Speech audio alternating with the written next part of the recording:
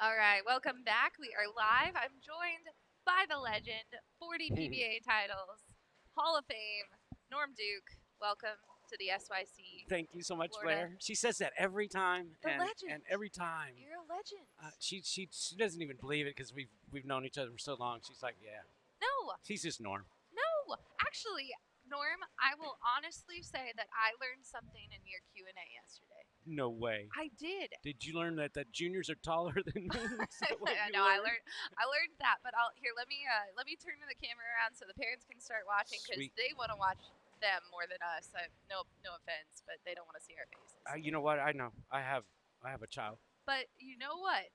You said something yesterday. Matt and I actually talked about it in the live stream earlier that I thought was really good. And you should write a book on it. This is my opinion. You could write a whole bowling book about this. But when the youth bowler asked you yesterday, "What's your favorite oil pattern?" Right. I loved your answer. Oh yeah. It's Yeah. because you. So I'll tell you Okay, guys, go. my answer to that question was never. No way in the world do I have a favorite because ultimately what that means is I have a least favorite. And Thought it was there lies the problem. I thought that was the most fantastic answer ever. I've never heard anybody answer it that way. And so I go to every event, oftentimes, in fact, most of the time, and the pros will tell you, I don't know what pattern. When they say we're bowling on some, I heard it today. I think the boardwalk or some New York. I don't know. Yeah. Today they're bullet. The patterns over there. Patterns are over there. Well, it's named. You see. Well, I don't know the names either. Yeah. So Right. I don't even know what they're talking about half the time. Yeah. What I did say is though that I pay attention to the distances of the pattern and what the Kegel group and specifically Del Warren taught me many years ago was the rule of 31. Most of y'all know that. That is, Yes. if it's a 42 foot pattern, you deduct 31. Always deduct 31. And so the difference is 11, 42 from 31. And then that's where your ball should be at the end of the pattern, which was 42 feet. So I'd say 42 feet down there, my ball needs to be about 11. That's what they suggest. And then I would go from there. It doesn't mean I was going to do that. Right. I just wanted to know what that suggested to me. I love it. I thought any kid that was listening to Nice. that, I bet if I ask them, "What's your favorite pattern?" they better tell me they don't have a favorite pattern from now on. Well, That's what I'm thinking. well, these kids are bowling, they can't hear us. So Yeah, I know, right? we'll give them one wrong answer first. All right. So let's talk about the kids we're watching. On 67 and 68, we have Amelia Drosti, Tiana Walkowitz, Victoria Reed, Elizabeth Weeks, and Kaylee Dixon. Yeah. And then, oh, cow. Kaylee Dixon, that was lane 67 just now. okay, Now we don't see very many two-handed bowlers on the PWBA tour. We're about to. Yeah, get ready they're for coming. this. They're almost there. Not only that, but they're stellar good. And you remember the telecast the other day? They had the PBA Bella? tour. Yeah, my gosh, she Bella had me at Castillo. hello, right? Yeah, right. I mean, she bowls a couple SYCs. She's had a couple SYC titles. She is picking up PBA titles, no problem. No right? problem. Yeah, it's Yeah. fine. It's crazy. All right, we also have 69 and 70. Ashton Yokes, Chloe Wood, Haley Swindle, Alexis Woolley, and Caitlin Stahl are the ladies that you'll be watching on those pairs. Yeah, and if you just watch if you just watch these girls, their finish position is spot on, balanced, and I can see coaching in all of these kids. I just see coaching. Yeah, And that is something that, when I grew up, we didn't have any coaches. right? Our coaches were who we were going to bowl at night for $5. We didn't coach anybody. But It's you did awesome. get a I beat my coach patch. I heard did. that. Yeah, I did. I beat my coach. Yeah, Yeah. I heard that you did have that. My coach didn't bowl very much, though. He wasn't very good. I think he was more a babysitter. I love it. Yeah. Uh, So, did you see Miss Caitlin Stoll throw a ball just now on lane 69? You have to watch her if you missed it. Watch her next frame. She's pretty good. She's won a couple SYCs. so when you say won a couple, what is the most decorated SYC player of all time? It's a tie right now, currently, and they both have aged out, so it is a tie that can be beaten. Spencer Robarge Yeah, and Jillian Martin I know both of them very tied well. for 12 titles. 12. 12 titles. Oh my goodness. And what's funny is we have some bowlers that are getting close. Gianna Brandolino has 9 titles. Wow. I'd have to look up our other. I don't know if anyone else has hit 10. Let me look it up really quick. But 12 is our record. Now Norm, the SYC started in 2017, so that's not very long ago. No. We're talking about 5.5 years. Yep. And so Jillian and Spencer both didn't start when they were in U12 divisions. So those titles, those records could be broken. Yeah, they were condensed. In other words, in years, they would have, could have, should have had more. Right. Yeah. Yeah, because you know Spencer, he's okay. Yeah, very well. He's already on tour, and of course, like Jillian has a title. Well, she won a title. Look, I've crossed right next to Jillian on 3 occasions. Yeah. How do you feel about that? I don't want to talk about much of it, except that after it was over, her dad asked me to sign a photograph that we had taken when she was, goodness, not more than 12 years old. Yeah. And he had brought her to a Next Level Bowling event, and we worked with her a little bit. Well, I didn't remember or notice she'd grown up. I just thought, wow, this girl throws it. Right. She throws it so good, it's amazing. And then when he said, well, she went to one of your classes, I said, all right, I'm going to take full credit for that. Right. Now, watch Elizabeth here on lane 67. She's had 2 perfect shots on the right lane, but she's coming off of an open on this lane, and that's when we have trouble. Uh-oh. Yeah. We did have trouble. So I can almost tell you right now, lane 67 is a little bit slicker.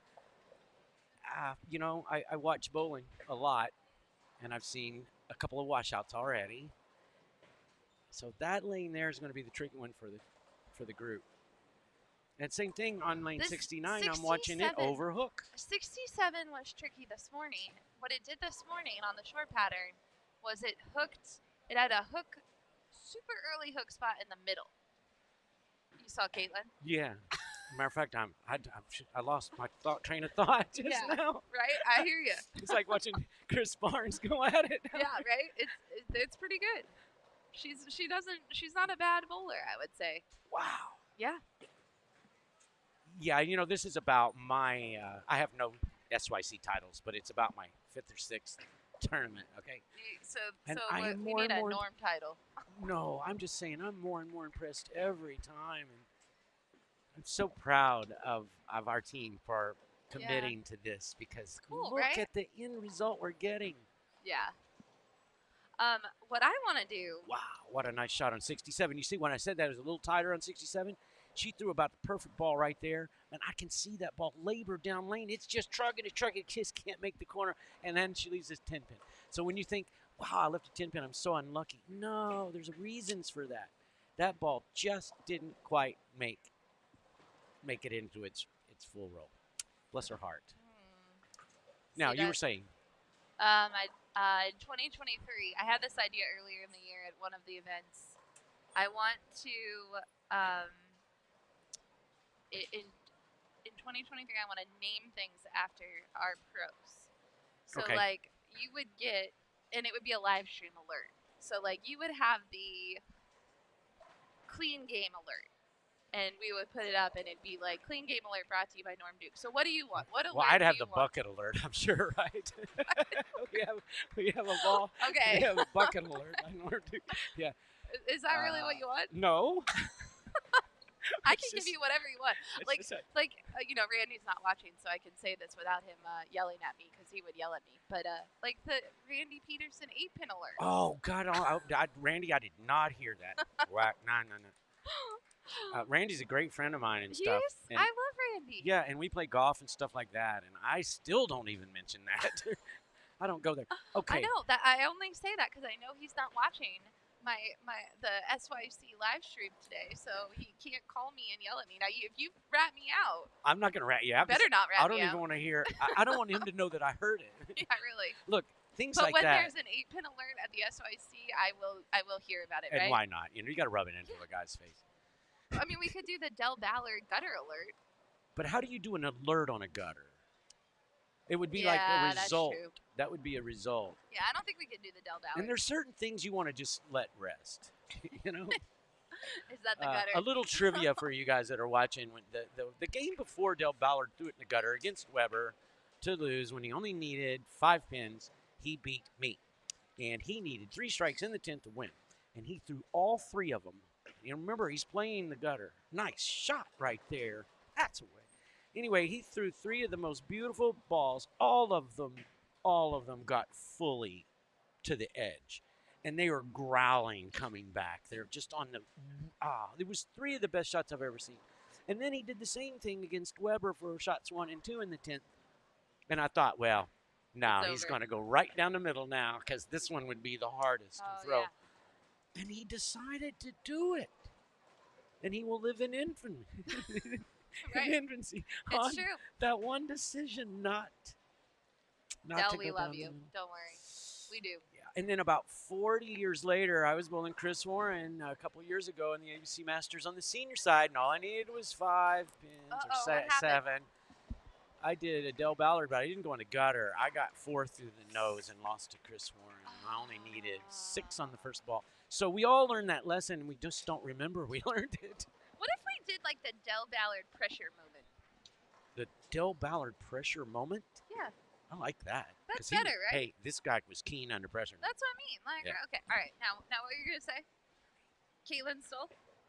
You Yeah, see Miss Caitlin? Every time I watch her throw it, I think, man, I need a few hours with her. She could teach me how to hook a ball. Yep. Let me. She's about 16 years old too. No way. No way. Yep. She may be. She has to be 16. She may only be 15. Well, that was such a beautiful shot right there. Yeah. Miss Dixon. This is I love. I watched all of the U18 boys the first 4 games, and I gotta say, I enjoy watching the ladies bowl.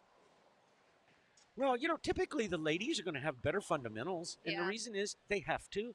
They're like me. Yeah. They don't have quite the strength that a Wes Millott or a Tommy Jones or a Sean Rash has, right? So Chris Warren and Del Ballard and I, we've had to do things with perfect fundamentals. Otherwise, we couldn't create the torque needed to get a bowling ball to hit pins with any kind of authority. Well, the women are in the same boat. And then, of course, the younger women, a little more so because they're still growing. Yeah. So I get to appreciate more of their difficulties.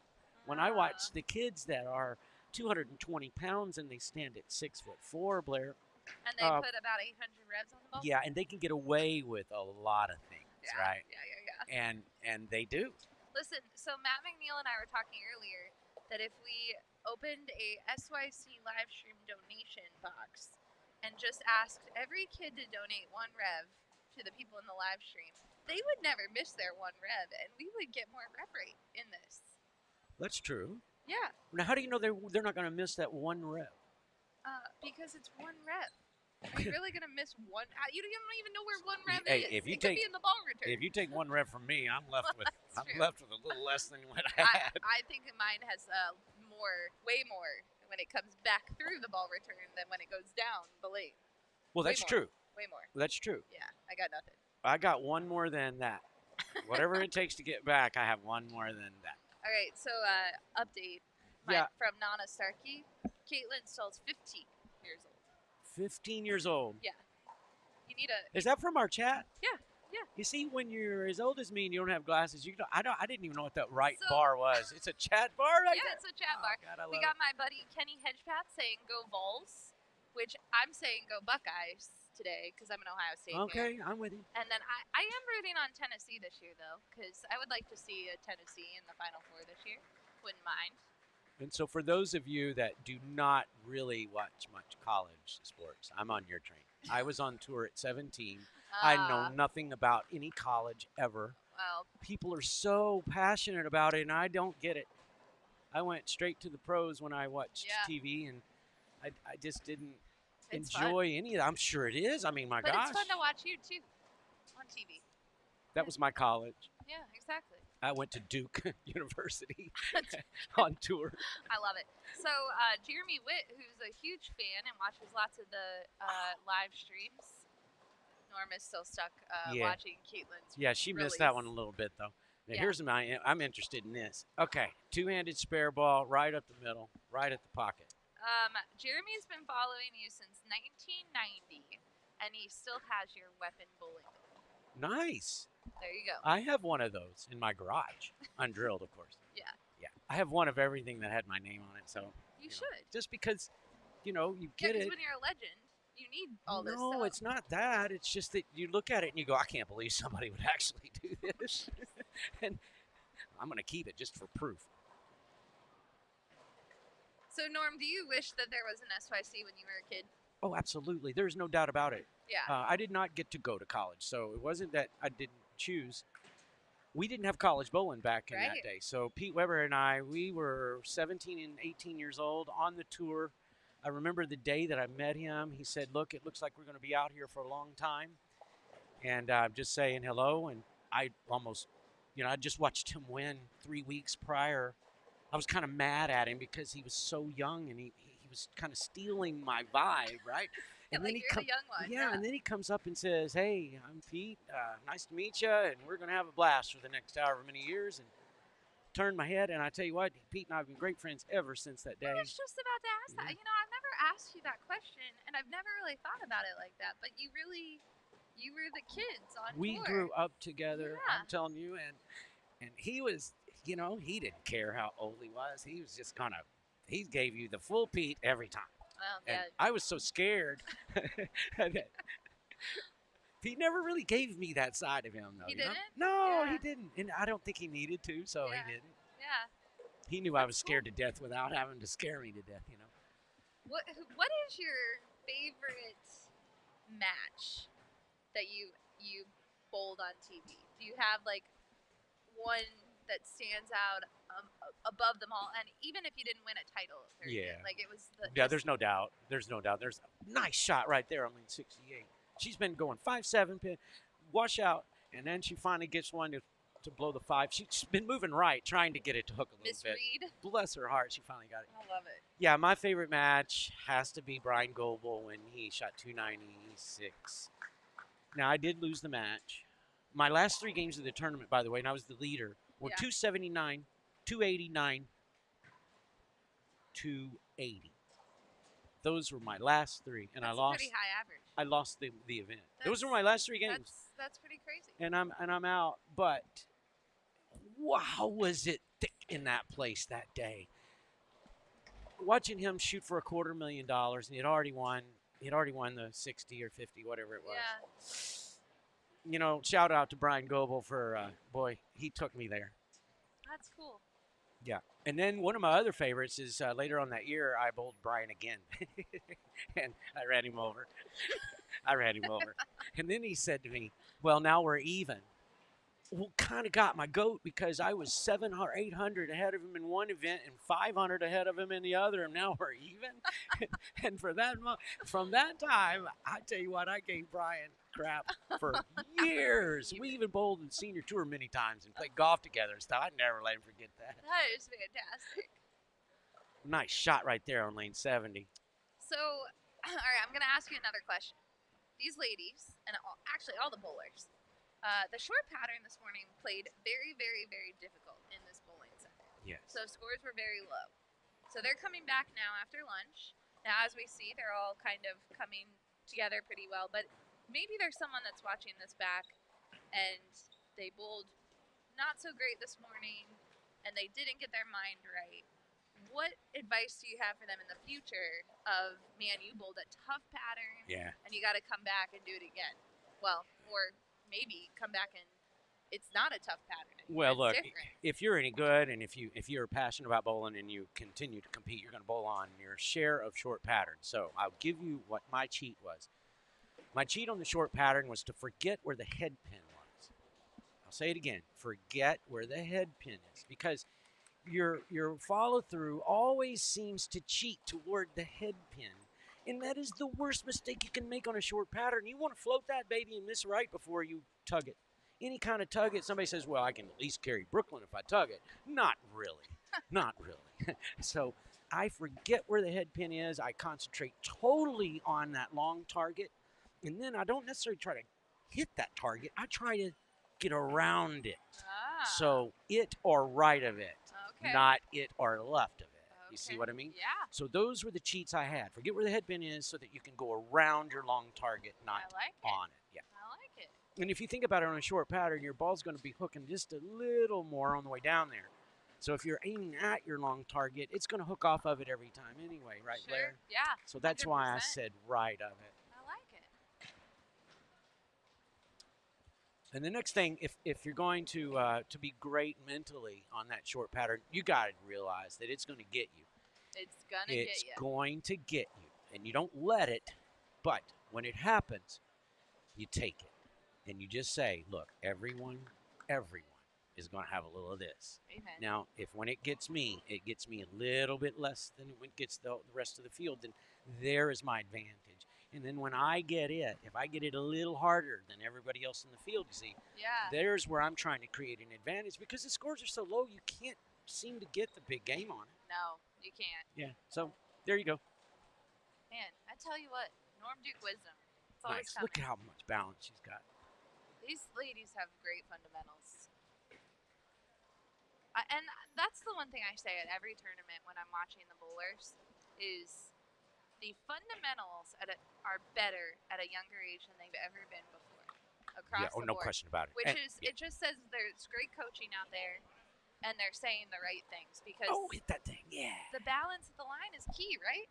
Well, it's imperative. Now, look, as we get older, our excuse me, evolution of all sports, yeah, were better than the years before us. Okay, True. and if you don't believe that to be true, well, then you're just not Good luck. up to date, right? Yeah.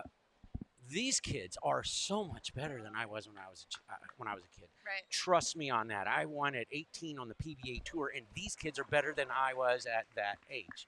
And it's hard to say that and make it sound believable, but that's true. Yeah. Now, the only thing is so are all the other kids that they're bowling Amen. against. Yeah. So right. it really is hard to stand out like a Spencer Robark or a Jillian Martin. And they're standing out anyway. So Yeah. that's where you get the Simonsons and the Kyle Troops and the Tackett's and those kids. Right. They stood out Yeah. on their way here too. And now I'm bowling against them, and they're better right now than I've ever been.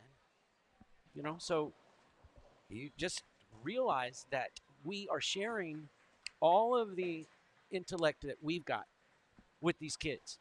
And then they're learning on their own at a faster pace than we did. Yeah. And then there's so much more out there to train for. And There's- YouTube, like the YouTube is just itself being created. No question. That was huge for the sport of bowling or any sport. Any sport. They can Yeah. train on YouTube. They can also gloat. They can do whatever they want on YouTube now. And look, if you have bad that fundamentals, was fantastic. hey, if you have bad fundamentals and you post something on YouTube, you're gonna know about it. Oh, right? you'll hear about it, Yeah, right? exactly. Yeah, someone will tell you. That Nice is shot awesome. right there on 69. You got a shout out from the Hornick family, Heather, who you're missing this weekend. I haven't seen you, so I don't think you're here. I saw your husband earlier. Yeah, I But, don't think Heather is here, but I definitely saw Joe and Anthony. Yeah. And hi, Heather. Yeah, and she says thanks for another great pick with her kid. Who? How good does he throw it? He throws it really good. Yeah. Yeah, and he's got great coaching. He's got a commitment, not only from him, but Yeah. you know, he's almost has a team behind him now. Heather, And, how many is he? This is his last year of youth league. Or He's just- 17. 17. I think. So this will be the last season. Aw, that's sad. No, it's not. He gets to go on tour, and then we get to watch him on TV. Oh, every that's week. true. Good Yeah. point. Yeah, he's great. He's a great kid. All these kids are great. I wish I was as talented as these kids are in anything in life. And meanwhile, we get the post shot reaction of the day right there on lane 67. Yeah, I I, love it. I saw that. I love it. He's 16, Norm. He's not going out on tour. He's 16 right now. Yeah, he's got two. He's got at least one more year. Well, Two Heather, more I years. usually pat it by a year. But you did announce your retirement this year, so no longer do you have to watch these kids and worry about them coming and bowling against you. You know, I can't even tell you the weight. Wow, what a shot that is on lane 69. I tell you what, this is. I want to get a video Of Miss Caitlin. and then just take it around. And instead of coaching kids, I'll just play the video on a loop, and then I'll be done. Right? Yeah, really. Right. Yeah. But Pretty. anyway, the weight that was lifted. Now, I've bowled competitively since I was 11 years old. Right.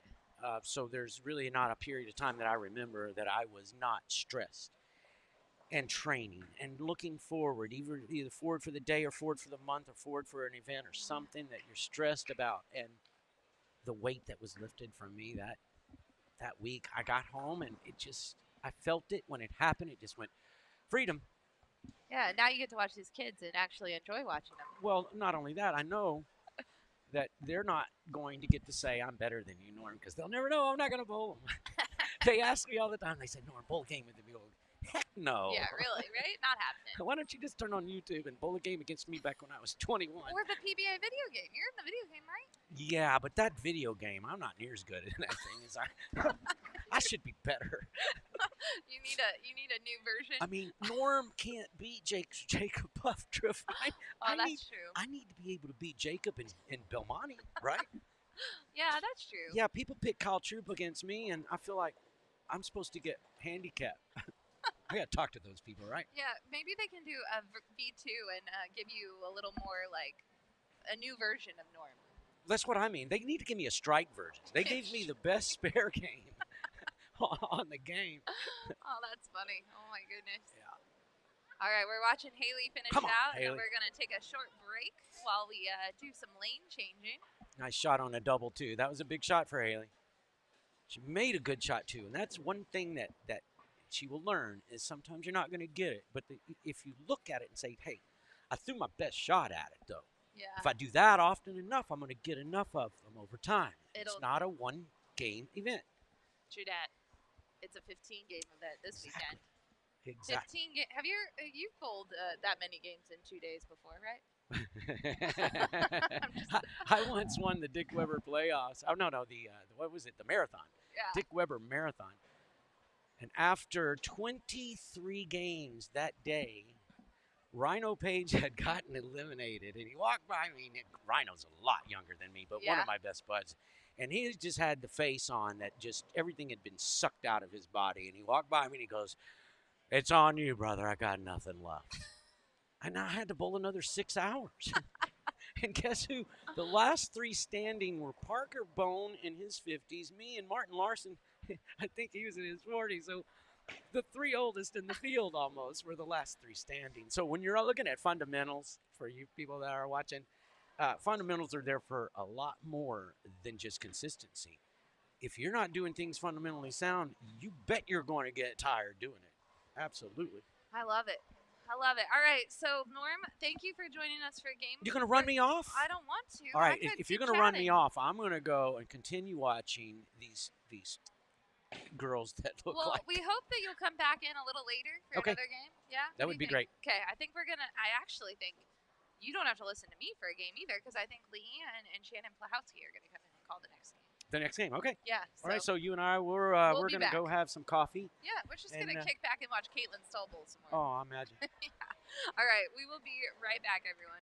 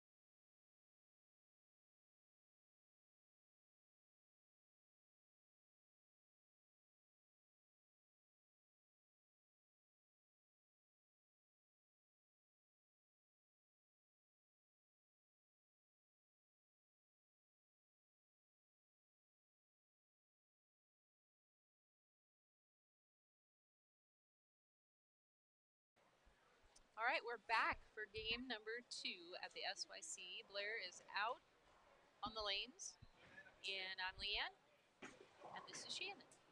Hello. We've got a couple awesome pairs in front of us for game 2. We've got some U12 boys on 67 and 68.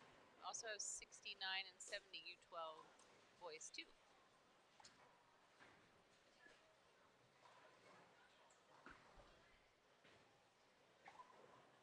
And Shannon, you're multitasking because your daughter's bowling on 71 and 72. I see that. So if we lose you for a minute, you are ball repping. I'm trying. She doesn't listen very often, but she's pretty good sometimes. All right, so 67 and 68.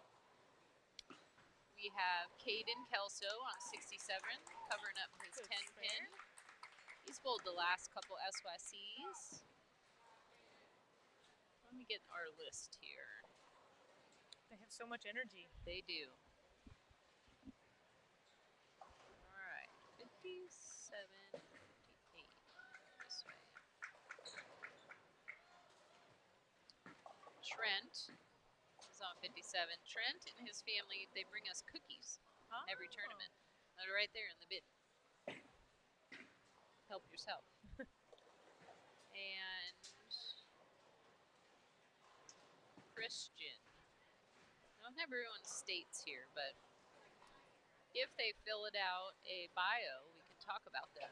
Yep. Trent is in here. No, that's not Trent.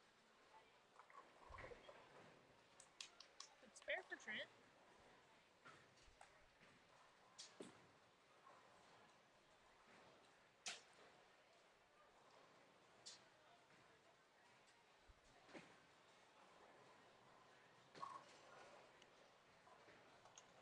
And Medium patterns making spares a little tricky. well, it can't be any Alex. harder than what they bowled on this morning, right? That's true. They were so hard this morning on the short pattern. A two-hander. Wow. Shot. He throws a good. Find his name here. Oh, Grant Elliott. And Alex Westring. He's the famous author of the Bowling Buddies books. Oh, okay. He's written 4 books. His last one is a story about the Lightning Youth Championships. The Lightning Youth Champion. And the characters are Barry, Claire, and Rianne. So I think it sounds familiar to me. So I don't know if he's working on another book this weekend. Christian Loudon, Loudin, good shot. And Trevor, SYC champion from Idaho, good spare. They all have the swagger. They do. They do. I passed Norm Duke on my way over, and he was like, man, these kids throw it so much better than I did at this age. And I was like, they have everything to bowl. They bowl every weekend. They do. They are out there bowling every weekend. Traveling and bowling. Meeting friends, having fun. They all know each other. There was a lot of applause when we were doing awards this morning. When did you start bowling? I started at 5. You grew up in Arizona. I did. Did you have a lot of youth tournaments? Like JBTs and stuff? Yep. Or, yeah. Jeff Hemer started those right when I was about middle school, high school. So. And when you were a kid, what's the furthest you traveled for a big tournament? We came here to Orlando for Junior Gold. Okay. We had a youth team challenge that we bowled in Reno. We had an all-girls team one year. We finished 3rd, I think. Nice shot. Crushed him.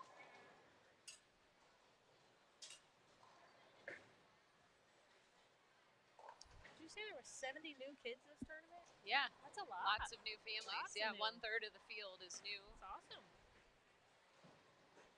We did have about 20 cancellations from the tropical storm. A lot of people from out of state had to cancel because they couldn't switch their flight and everything.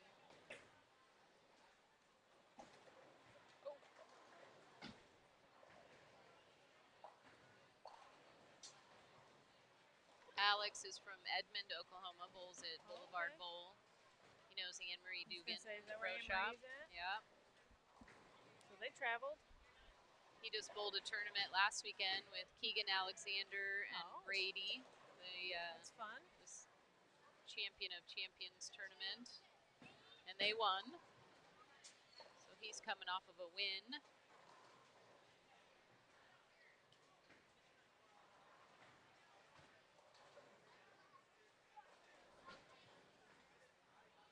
What's Autumn got going on over there? She just got a spare. It's the first time really bowling on patterns, so it'll be Right. interesting. She'll learn something. Learn a little bit. I think she'll probably make a few friends too. Yeah. Yeah. Social butterfly. Oh. Flag. Oh, late trip on the 4. Nice.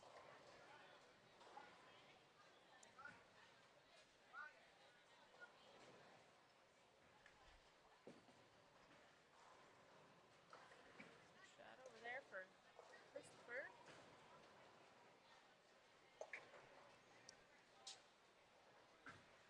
Yeah, so you can kind of see, we got 2 pairs in the, let's see who we have on 69 and 70. Tristan Aralar.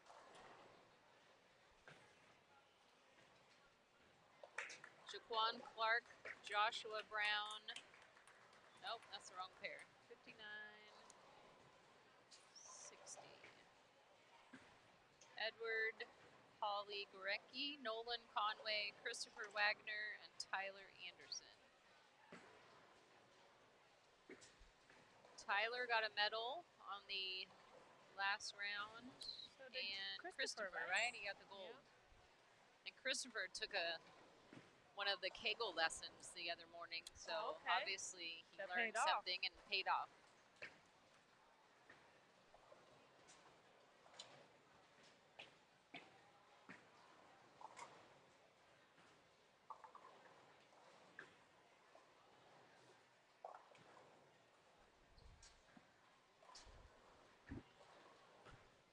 Grant with the double. Oh, Another good shot. So Shannon, PWBA schedule came out last week. It did. You like it? You going to some new places? We are.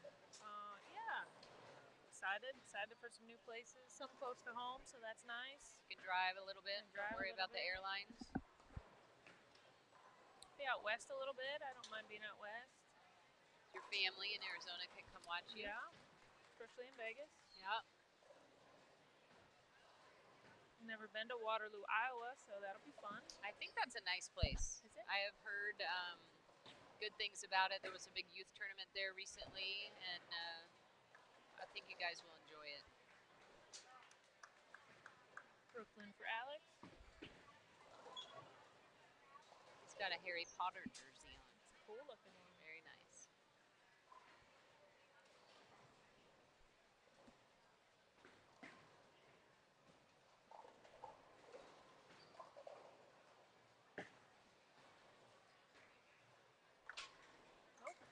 Got him. We'll take those Brooklyns. Yeah, nice turkey there. When they're hard, you got to take those Brooklyns. Lots of two-handed kids.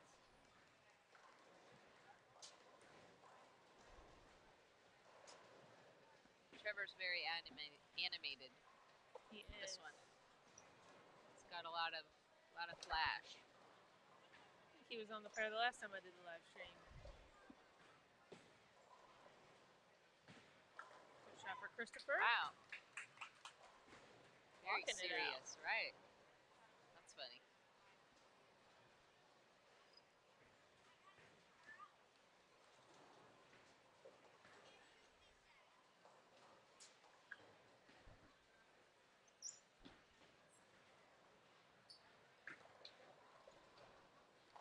Well, I'm hopeful there's some high scores on this round. We had a 289 over there game 1. Yeah. Somebody had the front 10 in the U18. Last year we had, I There's a think, lot of 5 300s here, right? 300s or something. So I was hoping we'd have Oh, a We might. It's early. So we don't really have any say in the pattern. We let Kegel, the lane pattern experts, do them.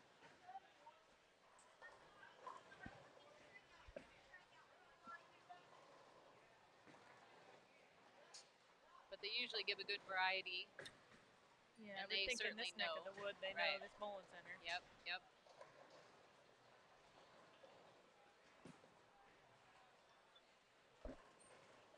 Good shot for Tristan. Got a good game going over there. Nice clean game. Yeah, it's a great game. Oh.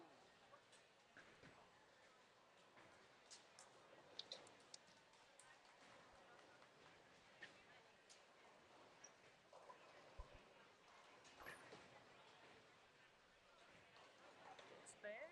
Good cover.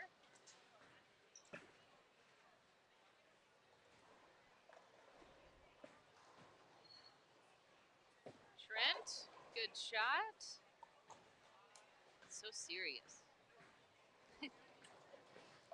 Somebody asked what bowling balls they're using, but it's hard for us to tell that. It is hard. Looks like a couple pitch blacks, maybe. Yeah, I think Alex throws a little urethane. It is hard to tell, though. I think that's what Christopher's using.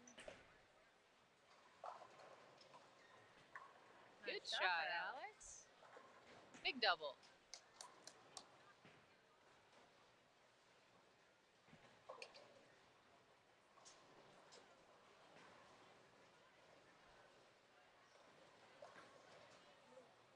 Good shot.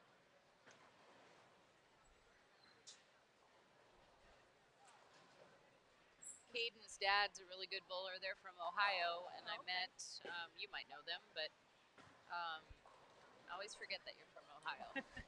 But I met his dad at the military bowling championships in Vegas last year.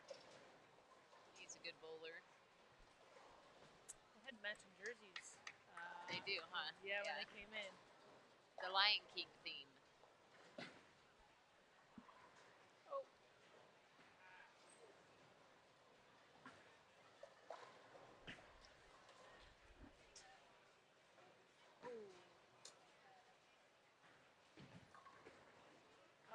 Oh, got one.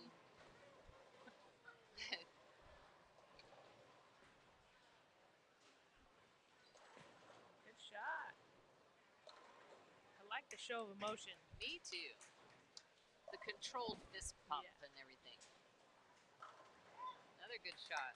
Oh, he's Oh. running it out or pointing it out. Who's that one for?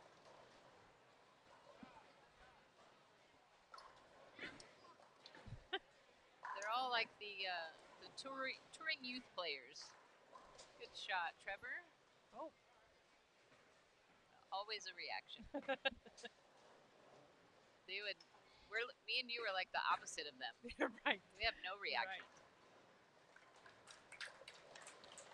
Talking to someone, they were telling me how they change clothes at the break. I'm like, I don't even do that.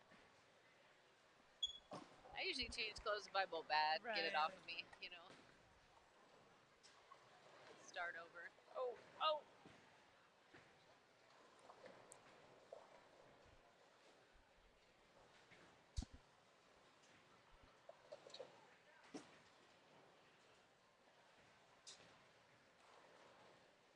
Spare.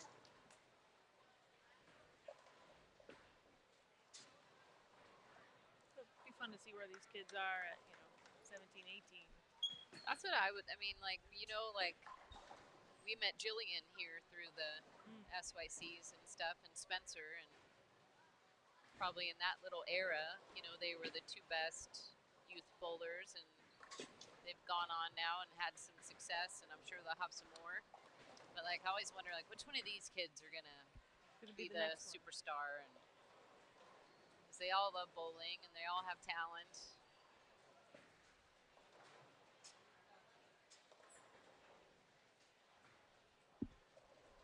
This is the last one for the year. Get a little break for the holidays. Yeah, and then we start our 2023 schedule in Vegas. Vegas. Are you gonna come out there for that one? Me. It's the home office of the. Oh, but I think you are having a new child in your family. am. Is that in so- February? Yep, the Oh. 25th is the due date. So Yeah, you might not make it. yeah, yeah. It's also the weekend of the Hoosier, and so since I'm a little closer, we are a sponsor of the Hoosier. So you might be So I assigned might be at the Hoosier home. instead. home, keep you home on Yes. assignment. All right. Well, But that makes sense. And you guys are having a baby girl. baby girl. Yes. Is everyone excited about that? Did Yeah. anyone want a boy? We did. Yeah. Yes. But that's okay. A blessing either way. Right. Healthy baby is Yeah. good. Yeah. Oh man. Whisper just left a solid 8 and 10.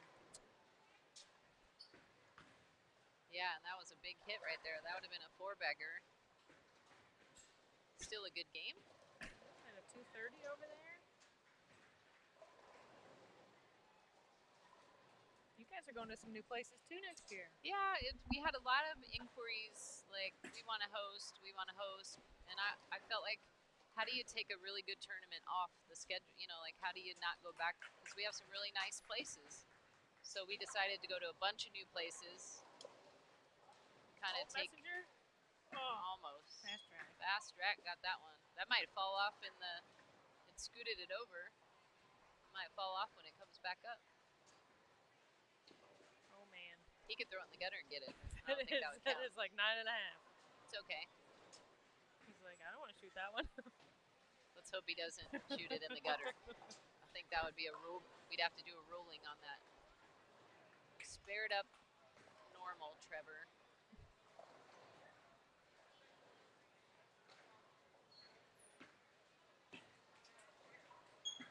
And he does. We're all happy about that. It's good to be wanted though. So Yes. you're doing good things if more people want you. Yeah, we have some good proprietors. One proprietor has a bunch of money in his smart account from years past, and he donated. He said, I would like to donate. Oh, So that's a good reaction that right was there. a good reaction. Next time you get a strike. Yeah. If I have too much Might hurt reaction, my I could back. throw my back out. Exactly. Like, very careful. Nice shot. I think the medium pattern's playing a lot friendlier than the short pattern this morning. It looks that way.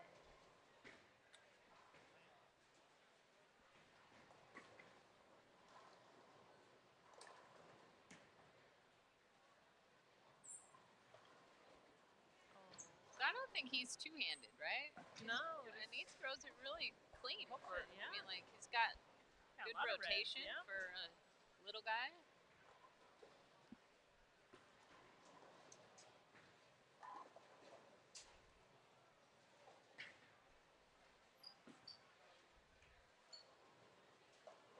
Oh no.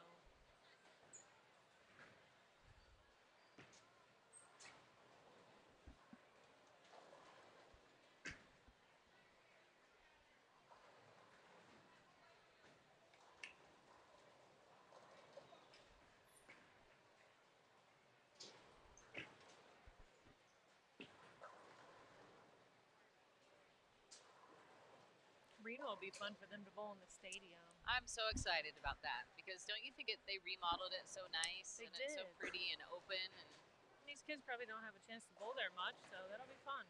I mean, we probably bowled there 20 times or whatever, right? I mean, Right. like, it's no big deal to us, but Right. like for them, how cool it's gonna be. And I'm Right. gonna try to make it like a mini trade show, you know, like bring in get the vendors and the sponsors Oh, yeah, to so come it'll and look fill like up the a- concourse. And That'll be fun. Dr. Dean's gonna do a seminar for us. Yeah, I'm looking forward to that one. That's toward the end of the year, right? September. September. Yep.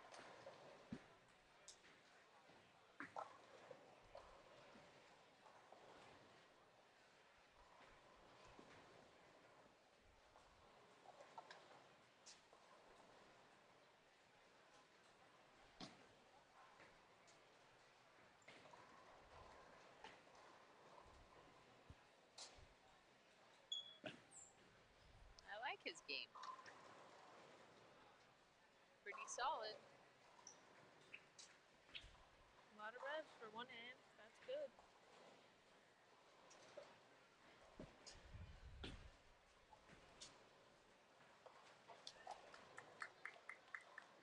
good games on 69 and 70. Yeah, 230, 220. 32, 220, 190. And they're off, so they're moving on. They're going to go to 3 and 4. We're skipping 4 pairs, so this is a big 80 lane center. We're using 72 of the 80 lanes. We're not using any of the 4 end pairs, but they skip 4 pairs after each game, so they're moving 10 lanes so that they'll bowl a good amount on both sides. Cover the house. Yeah, it's a fair way to do it. Make sure nobody's stuck on one side or the other. Yeah, you know, they always say, oh, that side's better, or, you know, whatever. So we try to make sure they hit all parts. Oh,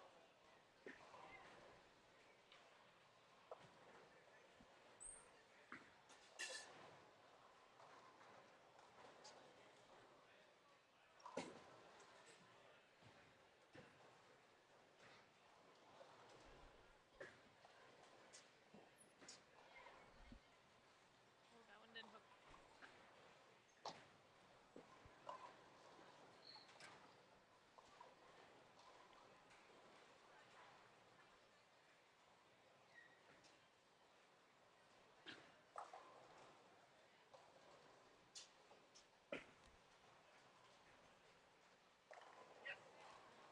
Good shot.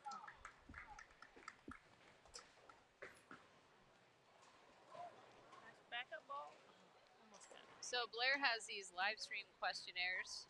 If you fill it out, there's one, and I keep clicking on the kid, and it keeps coming up the same. So I don't know what I'm doing. I'm trying to read the live stream, but every time I click on somebody, it's the same.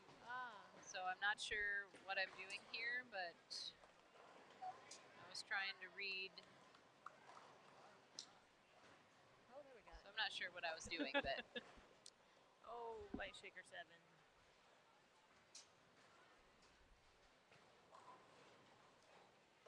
because we give him a chance for shout out. So Trevor has shout outs to his grandma and grandpa, and Britty and KK. So obviously those are fans at home.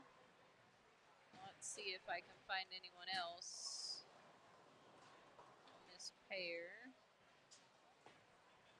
Not everyone fills out their live stream bio.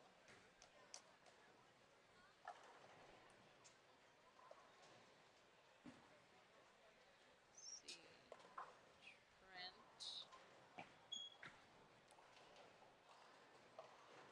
Trent has one. Here's Trent. Trent's from Florida.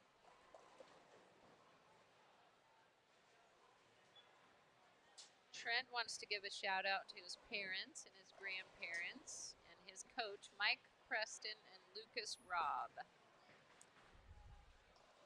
And he actually plays ukulele. Ukulele. Yeah, Trent. Now that I've figured out how to read the live stream things, I'm looking him up. Share a little something about him.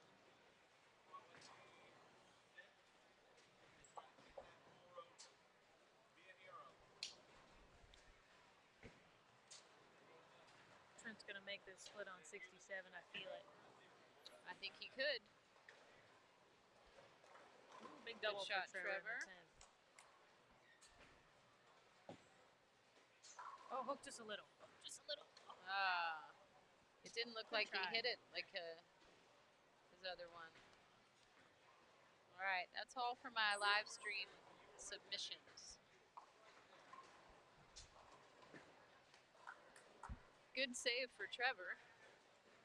Double in the 10. You change balls or anything? No, I don't think so. Just tightened up his angle maybe. He doesn't look happy. He does not look happy. He's an emotional kid. It's a good finish though. Good save. Good shot, Alex.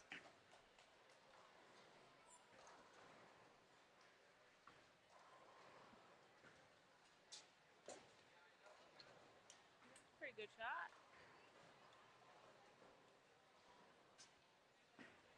Spare that up. I see why Blair left us. Ohio State's playing now. She times it accordingly. Actually, I think they played earlier. She's yeah. She's sneaky. Checking it out. Good cover. Spare. How's Autumn doing over there? Oh. Oh, I thought it was coming forward. She almost tripped the 2 pin. Almost tripped it too.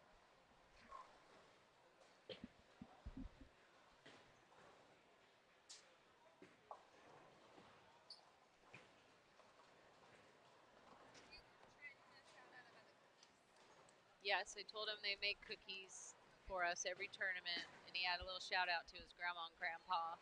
Yes. Oh. Once I figured out how to use this.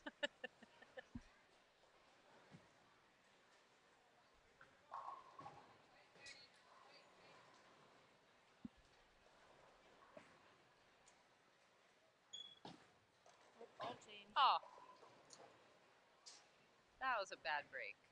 A solid 9-10 on the Brooklyn. Ooh, good shot for Christian.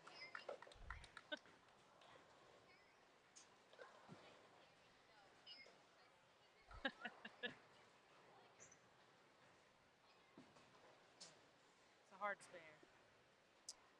Well, his game didn't end as he wanted it to. Open. Still a happy kid. All right, Christian. Oh. At least Good he game, can smile. 190. At Yeah. least he can smile. I'll take a 190. Right. High on the It's not pair, going to maybe? hurt you. Not going to hurt you at all.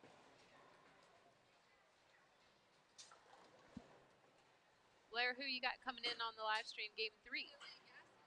Billy Gasson, Oh. the tournament director extraordinaire, who recently retired to Florida. And now he's going to start a new youth tour, the Southeast Junior Bowlers Tour, for all the Florida bowlers. Oh. And they had a big following because they all bowled good the first set, and there's a lot of cheering going on. There was a bunch of cheering during the medal round. Yeah. Shannon, thanks for joining us. Thanks for having me. Thanks for being here and being a part of the SYC with the IM Bowling. Anytime. I don't think the kids don't realize, like you've been on Team USA 22 years. No, it's a long time. You have lots of experience. How many countries did you travel to? Do you have a I know about 15 Yeah. or so. Any favorites? I really liked Singapore when I went there for the World Cup. Okay.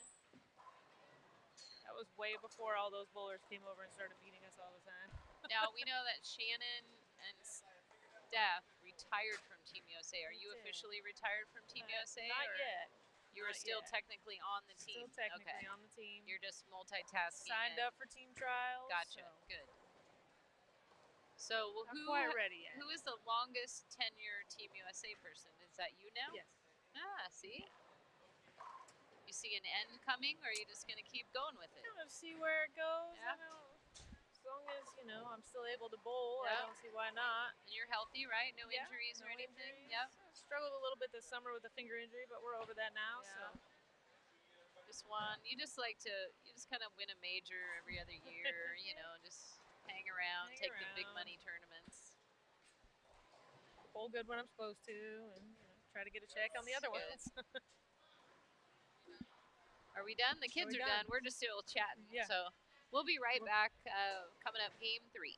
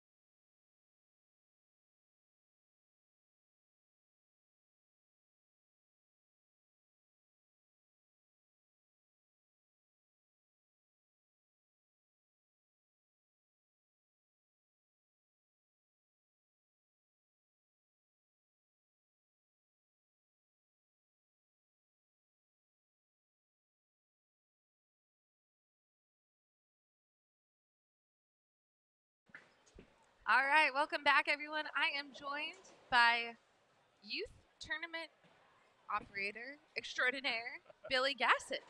Welcome, Billy. Welcome. Thank you for having me. Yeah, well, welcome to the booth. If you that microphone, just make sure it's all the way. Yep. Billy, so you now live here in Florida, correct? Yeah, I've retired as of October 28th, and my wife and I actually purchased a place in April, pre the first hurricane, and so far we've escaped them. So Good. we physically moved last week. Our movers were 4 days late. We Uh-oh. finally got our stuff, so we're not unpacked yet. Um, but I wanted to come up to see the kids, see you guys, try and meet some of the people that are doing stuff in Florida. I'm going to be running a couple of events here in Boardwalk. Yeah, it's it's exciting in some respects, and it's kind of hard and challenging with all the change for us. Yeah. Yeah. Well, it'll be great, and you're very excited about. Well, first of all, thank you for making a donation to the SYC this Very weekend. Yeah, that's Very great, and you helped. That money went straight to the kids, so you added a little bit more to their scholarship fund this weekend, which is great. And yeah, and you'll be doing more tournaments, as you said, down in Florida. Yeah, our first event is actually in January. I wanted to give myself some time. Christmas is tough, and I just kind of wanted to get settled. And our first event is actually become friendly with the Harmons. They own for anybody who's never been in their center, it is beautiful. Yeah. Just really beautiful center in Titusville, which is kind of near Cape Canaveral and Cape Kennedy. I'm old, so I call it Cape Canaveral still. So I wanted to be somewhere where with somebody that I knew, that I wasn't kind of dealing with a stranger, and also good friends with Dave O'Sullivan, who owns the Peak Performance Shop that's in their center. So it just kind of made sense, even though it's a long way from our house to start there. Oh, that's great. Yeah. And people where can they learn about these tournaments? So you can go to our the Storm Southeast Junior Bowlers Tour page. I have the full schedule out. It's actually a short schedule this year. I've only planned one event each month. I think I planned two in May out through June, because there's a lot of tournament directors down here with high school bowling. There's a lot of junior bowling in the state of Florida, and so I needed a schedule around people, and didn't want to be on top of them, basically. So we kept it short for now. I'm not sure I want to run 2 or 3 a month anymore. Sure. Honestly. Yeah. It just takes a lot out of me, and I was doing that while I was still working full time. So Right. even though I'm retired, and I'll have more time to do it, it takes a lot of work. But I still want to keep doing it. Clearly, the team event is set for August. That first weekend in August. I think it's the 3rd through the 5th. And then, so I'll announce something that you probably don't know about. In talking to the people here at Boardwalk, I had been talking to Matt, my son, and I've been going back and forth about potentially moving the team tournament down here. And I decided, at least for now, I'm going to keep it in Delaware. And I arranged today for another large event. It will be announced. I don't know whether I'm going to do singles or doubles. I'm actually leaning towards a very special doubles event with that'd be cool. interesting format, because I want to do something different. And the dates are set. It'll be December 28th through the 30th of December of 23. Ah, great. And I had talked to Leanne about this previously, because your schedule for next year, Orlando wasn't on it. So, she felt that would be a good fit, with me doing a big tournament. I wanted to do it during a time when hopefully some of the people who have who come aren't from Florida who attend the team event can come down.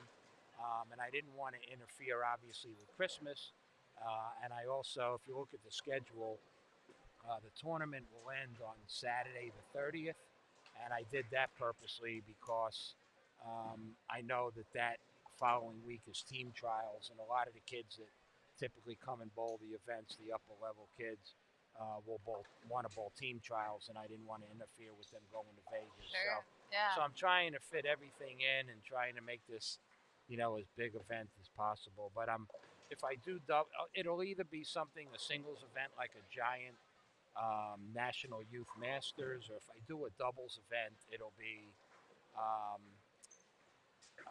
male, male, female, female, different age groups, and it'll be um, regular doubles and Baker doubles, and probably either round robin or something different. Because I like doing stuff that's different, because so much is the same, and I think the kids get. I hate to say the kids maybe get a little tired of the same stuff Yeah. but every once in a while, and I think that's been the attraction of the team tournament in August, is that, that's something that's different. Yeah. Totally. Well, I think what you said is true. The SYC is a little different because we do overall pinfall, Right. which is different than a lot of tournaments that do match play, and we hear that it's something a little different. But let's run through really quickly the bowlers that we're watching in front of us. We have on this pair Alex Crowley, Spiro Shank, Adam Wakely, Jackson Beach, and Jake Sullivan. And then right next door, we will be watching. I'm sorry, and also Avery Roden should be on this pair as well.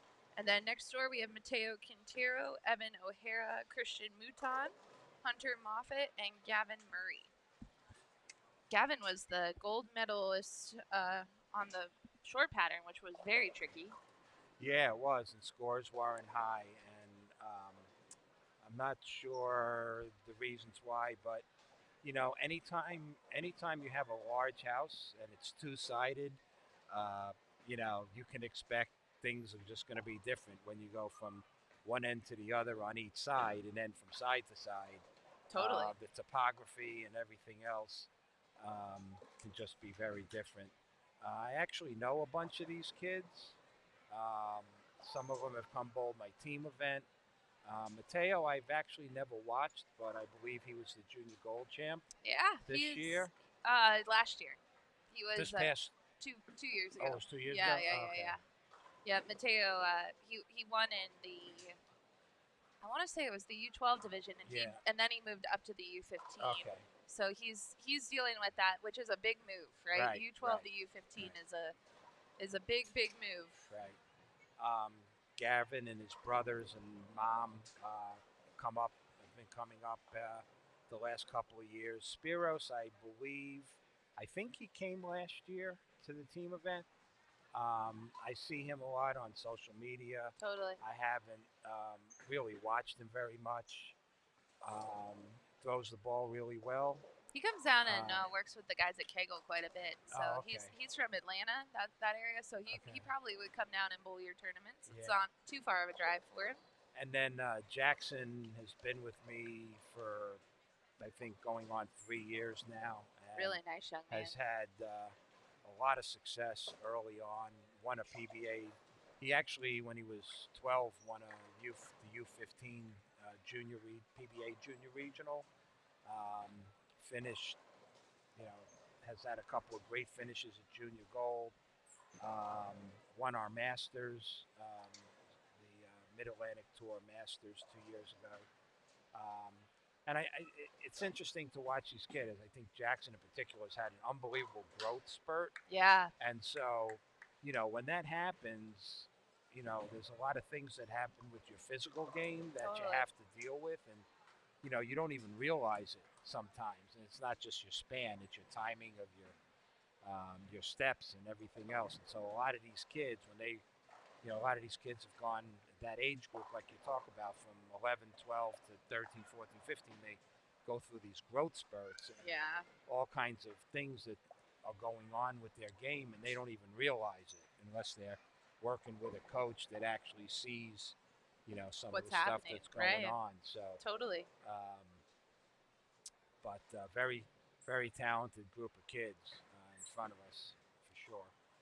Yeah, we have a lot of national titles right in front of us. That's very true. I'm trying to pull up. We have some bio sheets that I need to pull up here.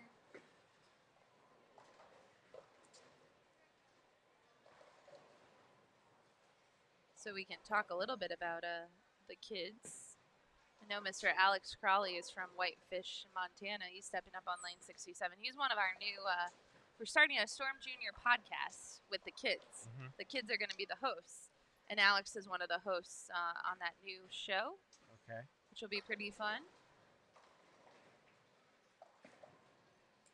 I don't think Montana's in Matt's territory. I think that's part of the West. Yeah, yep. Zach has That's that part one. of the West Yep, region. Okay. yep. I get mixed up sometimes with Yeah. some of those states. Yeah, the grid is pretty funny. But it's great to see, kid travel from Montana down here. Oh, he's You a know, to all-in bowl. bowler. Yeah. He loves it. So, Scott Gilda or Guild, how do I say his last name? Gielda. Gielda. I was close the first time. It's close, Scott. He says he's driving to New Jersey right now for the first tournament up there. Yeah, so, boy, it was really hard for me to. There's on so many levels. The kids, the parents. It's just been really hard, and like I say, there'll always be my kids and my families, and I just have a very close connection to them, and I wanted to. The area needed something like that to continue going. Otherwise, bowling would completely die. And I kind of called this group together. Scott really took the bull by the horns, honestly, and really has invested himself in this. And part of it is we have this core group of kids we started with who are going to be aging out and going to college. Sure. And I've already lost a couple of them. Nick Menendez, John Banfield, who's at SCAD. This year we're going to lose Nate Trentler, who just signed. David Gilliam, who signed with Milligan. Andrew Blaney, who just signed with Mount Mercy. So it's not just the level of talent we're losing, it's actual numbers of kids. And so I give Scott credit to he's going to run tournaments, a couple in New Jersey, a couple in Delaware, a couple in Pennsylvania, to try and draw some new kids in. And so far he's been successful. The first couple of tournaments we've had between 50 and 60 kids, which, to some people may not seem like a lot, but that's actually a pretty good turnout. And so tomorrow's the first one up in Hamilton Lanes in New Jersey. One of our other sponsors, Dave Klein, has his pro shop up there, so just give him a shout out. And hopefully they'll get a good turnout and do real well. He's has followed my lead in putting out some challenging patterns. I know I've taken a hit. I've taken a hit for that, but at the same time, I think my kids have achieved some of the success that they have because they've bowled on stuff that's been really challenging. Sure. And I think that in the long run, that just helps if you're willing to understand and work with it and not get frustrated over your scores. So I love it. Up on lane 70, we have Evan O'Hara, who it looks like he got a shout out earlier because he goes to Rippick's Carousel Lanes up in Owego, New York. And his uncle Jeffrey is a PBA regional player, and that is his favorite pro bowler. So a little shout out to Jeffrey there. He shot 300 on April 9th, 2022 at 12 years old. wow. In the last morning of Junior League. He shot 223, 300, 823. Wow. First ever sanctioned and second 300 game.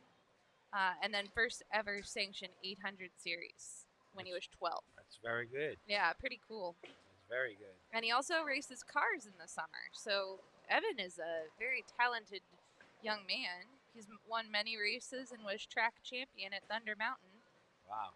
And he said that he wants to give a shout out to his Uncle Jeffrey. If it wasn't for him, I wouldn't be who or where I am today. And then his Aunt Becky, who's always there to support him and take him to the lanes. His mom, dad, brother Logan. Pretty cool. Good kid, Evan. Yeah, Jeff Rippick actually contacted me some months ago. He wanted me to come up to New York State and run a tournament up there. Oh, cool. And I, I told him that, I was kind of in the process of moving and Sure. changing and all that kind of thing. So, Mateo had the luckiest start to the week of anyone here, I think. So, as we all know, there was a tropical storm coming through. So everyone's travel was disrupted. Mateo's family had booked the last flight out of Nashville on Thursday night to Orlando, and it was the only flight that was not canceled out of Wow. Nashville. So they got in Thursday. They had their nonstop flight, no disruption, no driving from anywhere they're else. really lucky. I'm like, you guys basically just hit the lottery. Yeah, I was talking to John Voorhees this morning. Oh, and, yeah. They flew. Roundabout He way. drove to Baltimore from New Right. Jersey and then flew to Indianapolis and then to Tampa and then drove a couple of hours this way. So I understand the Starkeys also, I guess, went Yeah. to Tampa. So I guess they diverted flights out of Orlando. The whole airport shut down because So- we had to go to Tampa. Oh, okay. Yeah, so Orlando, all the flights were canceled on Thursday. Gotcha. So yeah, it was an interesting travel situation this week. I'm but- still getting used to that. Yeah, It's yeah. like I've not that I mean I feel old anyway, but now you have to sit and watch the weather reports Yeah, right. all the time to make sure something's coming or not. Have you coming. gotten your hurricane shutters? Do you have such a thing down here? We don't have shutters. Okay. We live in a condo. We're not Okay. in a house. Okay, gotcha. We don't have shutters. Our windows are hurricane proof. Oh, nice. And it was funny because John was telling us a story that his in-laws or somebody they have a house on Sanibel Island, I think, which Oh, pretty much man. got destroyed. and Totally. They had a house. He said the house had over $1 million in damage. And Oh, he said they did have hurricane windows though, Yeah. and he said, but the pressure, something happened with the roof and the air pressure and everything just blew the rest of oh, it. that So the that island windows got are still destroyed. kind of intact, but everything else around Oh my it gosh. got destroyed. So, and the thing is, we've driven around a little bit, and it's almost like you go down some streets in Fort Myers, or as you get closer to the water. We haven't gone all the way to the water. I do want to see what some of the stuff that happened, but Yeah. it's like every other house or every 3 houses has a Damage. tarp on the roof, and Oh, it's wow. like, some Yeah. people are just really lucky Yeah. that Right. nothing happened. Yeah. There's a lot of luck, that's for sure. Jake Sullivan just had a really weird break on lane 68. He's having a good game, but he's just having these splits that keep him down. We were watching him earlier. He throws it great, and Matt, we were just talking about how he's gonna grow into this. He has really good fundamentals. Right. Just needs to get a little bigger, stronger, a little more ball speed, and it's all gonna kind of come together. Yeah, he does look to be a little slow with his ball Yeah. speed, especially he's a tall kid, Right. right? Good spare right there. And the other thing that happens is as these kids get taller, the one thing that they tend not to do well, and I think some of it is even the two-handers more so than the one-handers, is they don't use their legs. Right. It isn't until they get a real good coach who kind of gets them to start generating leverage with their legs instead of just throwing the ball. Totally. And that takes a while, especially as they're going through these physical changes. 100%. And Spiros has grown too. I mean, he's Spiros has grown, and there Yeah. was something in his bio that let me look up him again because there was something in there.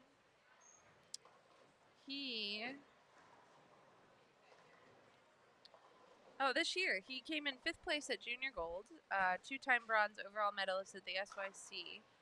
He's really good at math and ASL, and anyone that knows Spiros is he uses hearing aids. So he is deaf, but he still will. He can talk and Oh, I didn't yeah, know that. yeah. So you he's a great kid. He's won the sportsmanship award for all the time because he's the nicest kid. He talks to everyone and great kid, great game. But he he's awesome. He's fantastic and yeah, it's pretty cool. Yeah. Bowling brings everyone together. So Yeah. You know, it feel funny about bringing this up because you mentioned his hearing disability. I guess I'll call it. So, when I made my speech and when I won my award, the one thing I said was the one thing I've noticed in the last 5 years or so when I've been doing this is the one thing that bowling does is it allows kids an outlet that have um, disabilities and handicaps. And it's yeah, like even my own kids, I mentioned, I know kids, even some that I'm very close to, that um, have issues with depression, yep, have issues with dyslexia, have issues with, um, whatever it is. Um, and I don't want to say it's prevalent. I don't want to say it's that bad, but um, other people would have no idea because once the kids get up on the lanes, you see who they are and correct. Yeah, how good they might be, or and they're in their just that element, just that that whatever it is isn't affecting them right? while they're bowling. But when they get off or they get into whatever they do normally, they get hindered by Sure, something. totally. Anxiety is a big one. I got, we had a couple of kids that, suffer from anxiety, and having been through that myself earlier in my life, um, I understand and I try and talk to the parents and the kids about, some of that stuff and trying to deal with it. It's just not easy. Yeah, no, I completely agree with you, and it's great to see the kids. They're in their element, right? As we see Jackson Beach, who has had a little bit of a rough go of it all day, as Dad was telling me, but he's having a great game here, stepping up in the 10th frame. He's already in the 200s. Great Yeah, shot, yeah. great shot. The problem is he was playing the short pattern in the same place that I told his dad. His dad doesn't bowl, Yeah, and I his told dad is a very talented musician. yes, Fantastic. So he's talented in his own respect. I don't know if you know this either. They live in kind of a remote area in Virginia. They Yeah. travel a long way to our tournaments in our league, and they live on a huge farm. Oh And wow. they have all kinds of farm animals. Oh, I and didn't know stuff. that. Yeah, That's yeah, cool. Jackson's a great kid. yeah. Really good kid. And there's a double. We'll be in the 230s. Solid game. Yep. Always helps when you bowl good on the live stream. Yeah, it makes you feel good. Doesn't matter what's happened all day. Mr. Hunter up on lane 69. He's from Roswell, Georgia. Good shot. Most people say that the favorite thing about bowling is the friends he's made over the last years. Their family, whether they're from my home center or on the other side of the country. So just like you said, he's bowled a 300 game. And he just wants to thank his mom, dad, little sister Rachel for always having his back and making sure that he has the tools that he needs. So these kids are good. He also bowls on the Prodigy Bowlers Tour with Coach Randy Brown. Yeah, they have a couple of tours in Georgia. I've seen them at again.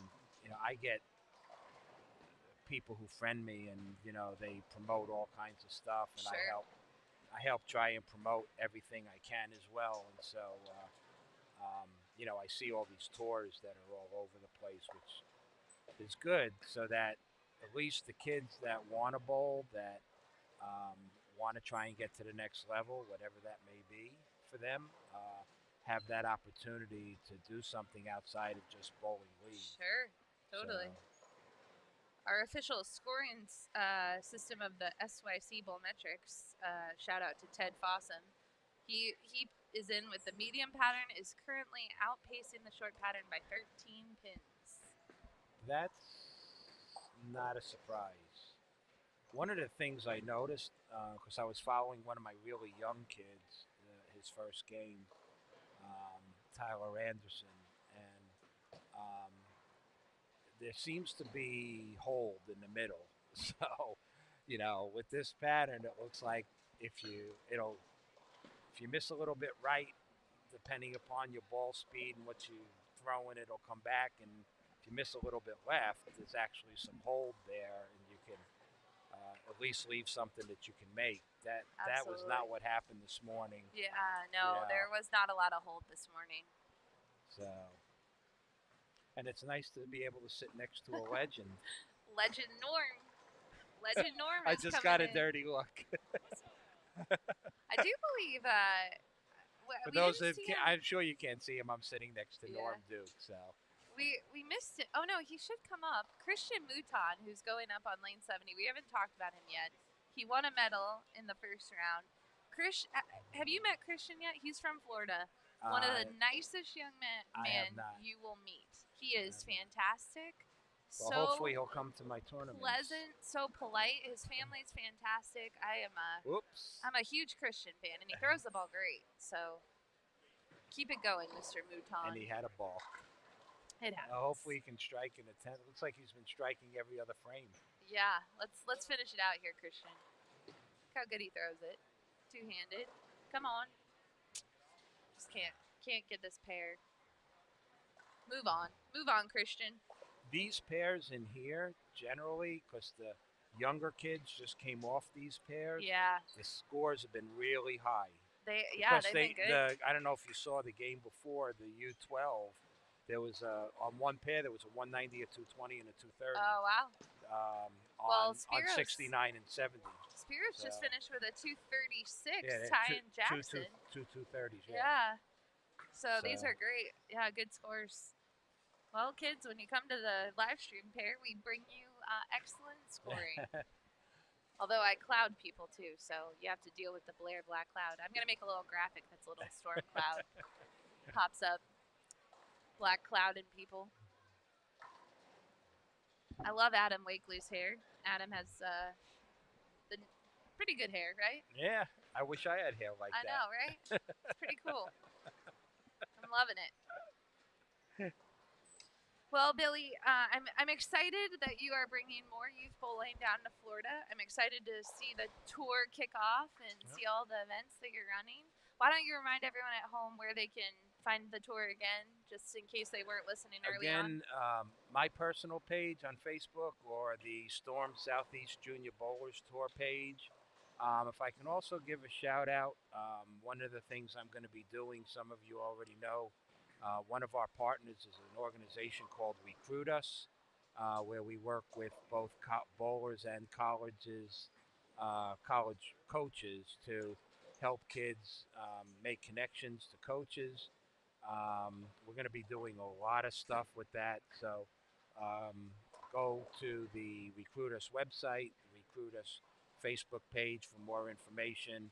We're going to be doing some things to help kids prepare for being recruited this year, what kind of things to look for, think about, ask as they're going through the process. So for me, this is always more than just running tournaments. It's about helping kids and parents, giving them information and helping them with the process. I love it. Well, you have a very important thing to do next. You have to take your wife to her birthday dinner. Leanne and I are very concerned about you getting to this dinner and treating your wife. We got plenty of time. Okay. Yeah, Well, I mean, come on, it's a birthday. I know. Yeah. I know. Shout out to Miss Deb who's here. Yeah. Yeah. And we're going to a really good restaurant. So the next time you're in Orlando, you want to go to a place called Christner's. Christner's, The okay. Christner's Steakhouse. Okay, Really good to know. big shout out to anybody. Well, I can't in wait until Florida. you live here because you are kind of a foodie, right? Like you like exploring some of the restaurants, and so you'll have a whole list the next time we're here, right? I absolutely will. The Italian place we went to is 2 minutes from here. That place, Fantastic. Giovanni's, really good. Good. All When right. you walk in, you smell the garlic. Well, so. thanks for joining us. We'll be right back, you guys. Thanks again. It was good seeing you. And in case anybody has questions about anything, I am here, and we'll be here tomorrow as well. for Perfect. the long pattern. So Awesome. All good right, luck we'll to see you. everybody.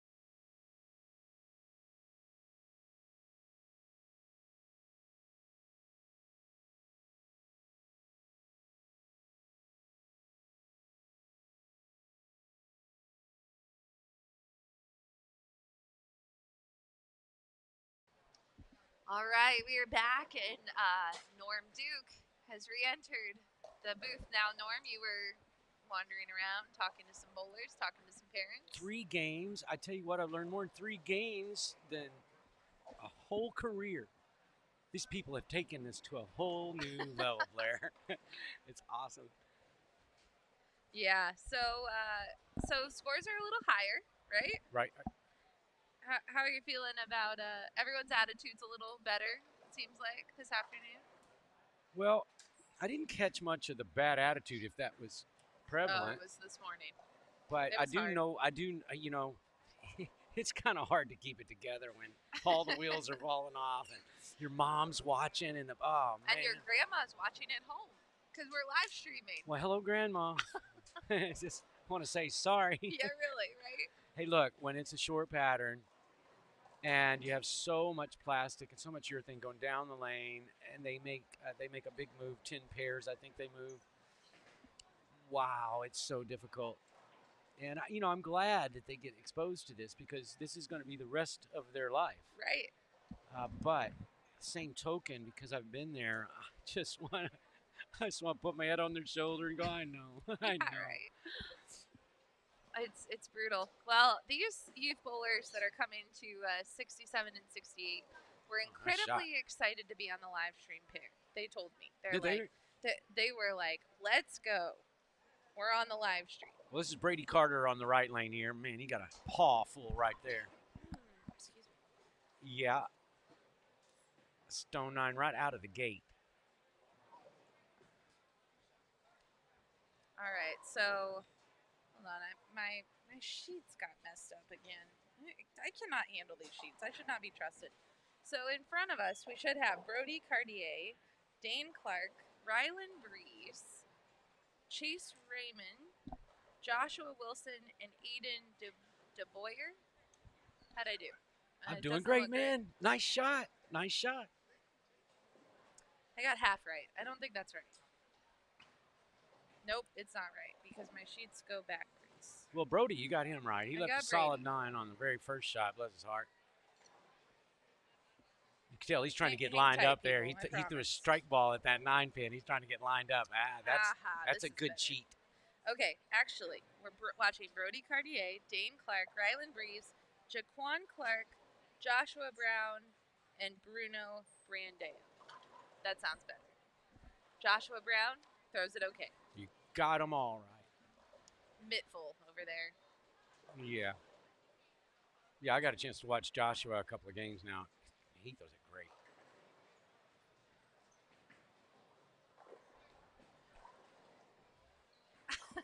Yeah, I'm giving all these guys a high five love it. from long distance.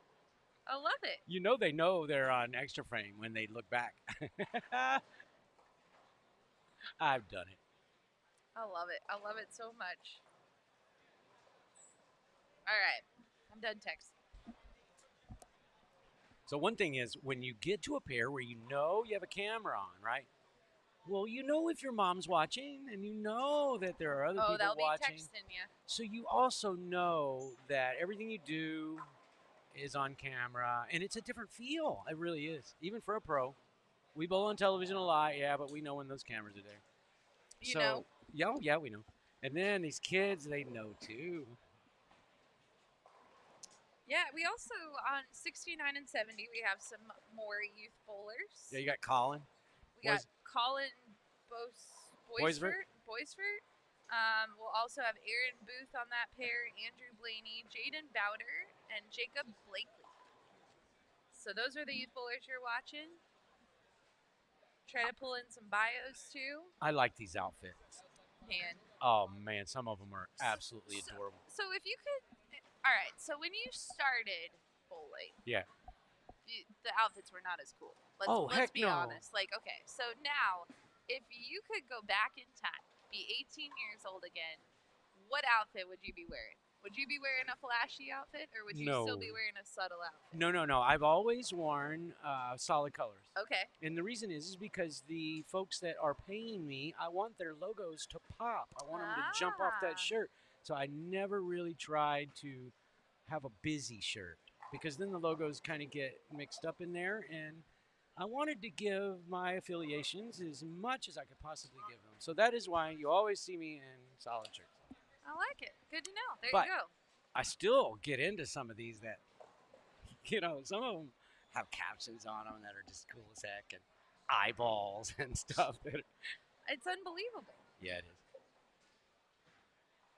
Mr. Bowder gets And- his spare right there. And we didn't have, the pants. No, these pants are crazy. Like Yeah. Jaquan's pants right now. Who? Well, Shaquan pants, you can't miss the 310 in those pants. Nope. You have to make a spare, Shaquan. You have to. See? He knows what he's doing. and he makes the spare. That's what I'm talking about. He also, when he heard he was on the live stream, he was like, "Let's go, let's go." He is all about the live stream. Yeah. He had no idea that I just. Jaquan's cool. I met him in Myrtle Beach, and he is a cool kid. Yeah, He's not lacking any cool factor. No, he takes that cool factor to a whole new level. But look at those pants. Right. Yeah, I love it. Now, Rylan Breeze, I'm still at age, he might be, is he 17? He's 16 or 17. Probably 17. I'm still trying to get Rylan to smile. It's only been since he was about 12. He doesn't smile very much.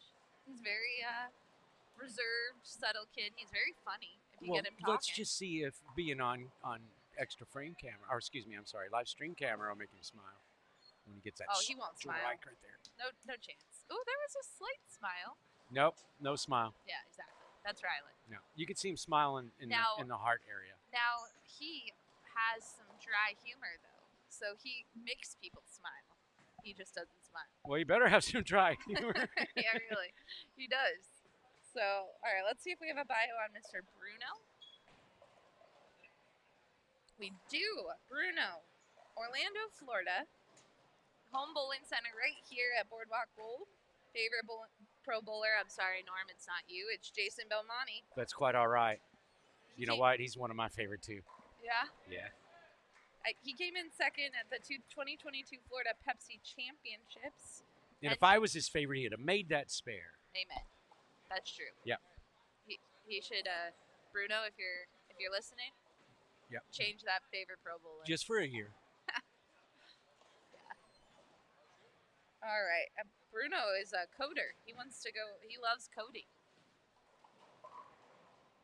That's in my son's category there. He's an IT guy. Oh yeah. Yeah, I don't know anything about it. So I'm the guy that says, my son's name is Brandon. So Brandon, and he'll come in and I say, you got to help me with this, son, whatever it is. If it's a device, he can help. That's awesome.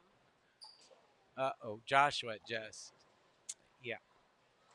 Sad. Sad. The number of two-handers, my goodness, it's like 40%. It's a lot. This Belmonte factor has absolute. We talked about earlier in the first game how many women and how many of these youth girls, Yes. Yeah. two-handed phenoms. Yeah. We had how many? Great shot there on 68. Was it 7 or 8? We had 7 or 8 two-handed girls at the SYC in Columbus, and that was the moment that we all went, "Oh, hold on a second. Yep. We're getting there." Yeah, and we're going to see the Belmo effect for many years. And Yeah. we saw it with Tiger. If for those of you that love to watch golf, I am one of those. I was mesmerized watching Tiger Woods play. He's pretty good. I learned so much mentally from watching him play. But then Belmo has added this little, It's incredible. it's not a trick. It's always been stay behind the line and knock him down, right? But he has given so much to these kids, and he's never met most of them. Yeah, right? Isn't that something? Yeah. Hey, Just kudos to inspired him. kudos, Jason. Nice shot, Jordan.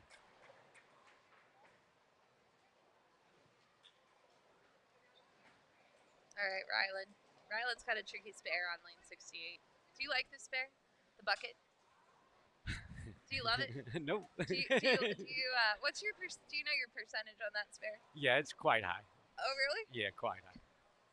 It's probably well over 90%. Yeah. Well, Ryland converted it. I hate that spare. I can't stand it. Well, I do too, but You leave it enough, you gotta right? try harder at it. That's just Yeah. it. You gotta try You gotta harder. focus. You can't have like a moment of weakness there.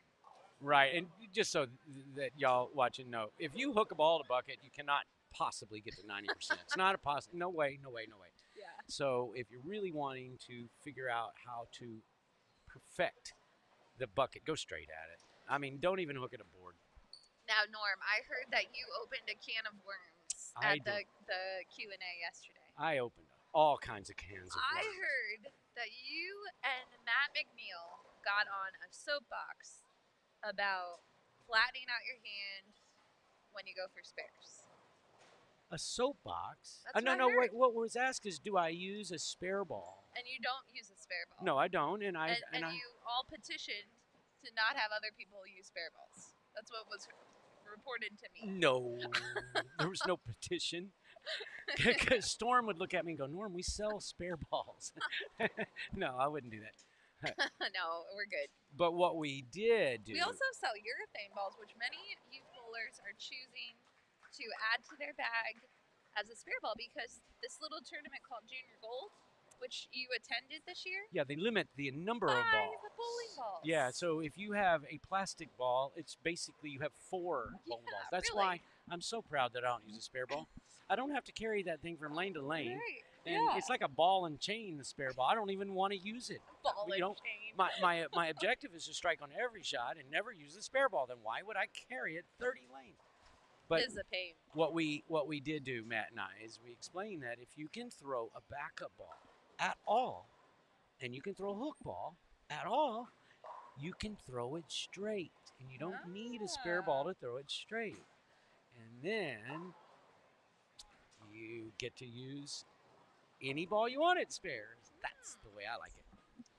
Well, there you go. There's the soapbox. Now, someone entered the chat that we were talking about earlier. Bella Love Castillo is watching. Do Okay. you know a fun fact about Bella, who you said you watched on TV a week ago, right? I or did. 2 weeks ago? I did. That was one of the first times I watched. Miss Bella. A woman throw with 2 hands. That you turn your head. Do you know you share something with Bella? What do I share? A birthday. No way. She says, me and Norm share a birthday. Well, happy birthday in about 3 months. Yeah. 4 months. That's Sorry. pretty cool. Oh, I tell you what, we don't share a birthday. Mine was about 40 something years Yeah, really. before hers. Aw, But well, Bella- you share the day. But Bella, you had me at hello. Well, Bella has a bright future, and I'm sure we'll see her in an SYC in 2023 for sure. Mhm. Now, Andrew Blaney just Nice threw shot. his shot on 69. That was a great shot too. He is in the 10th frame of his game. He has a very solid game going, and he just committed to Mount Mercy University next year. And Mount Mercy is in what state? That is Iowa. Iowa. Okay. Yep. So, congratulations to Mr. Andrew. He'll be going to the program coached by Andy Dirks and Sydney Brummett. Nice. 2 great coaches. Yeah. Yeah. I tell you what, that's a pretty good shot too. Yeah. Turkey spare double at the end of the game to pick up those 2 missed spares. Now, your coaches are going to address that, by the way.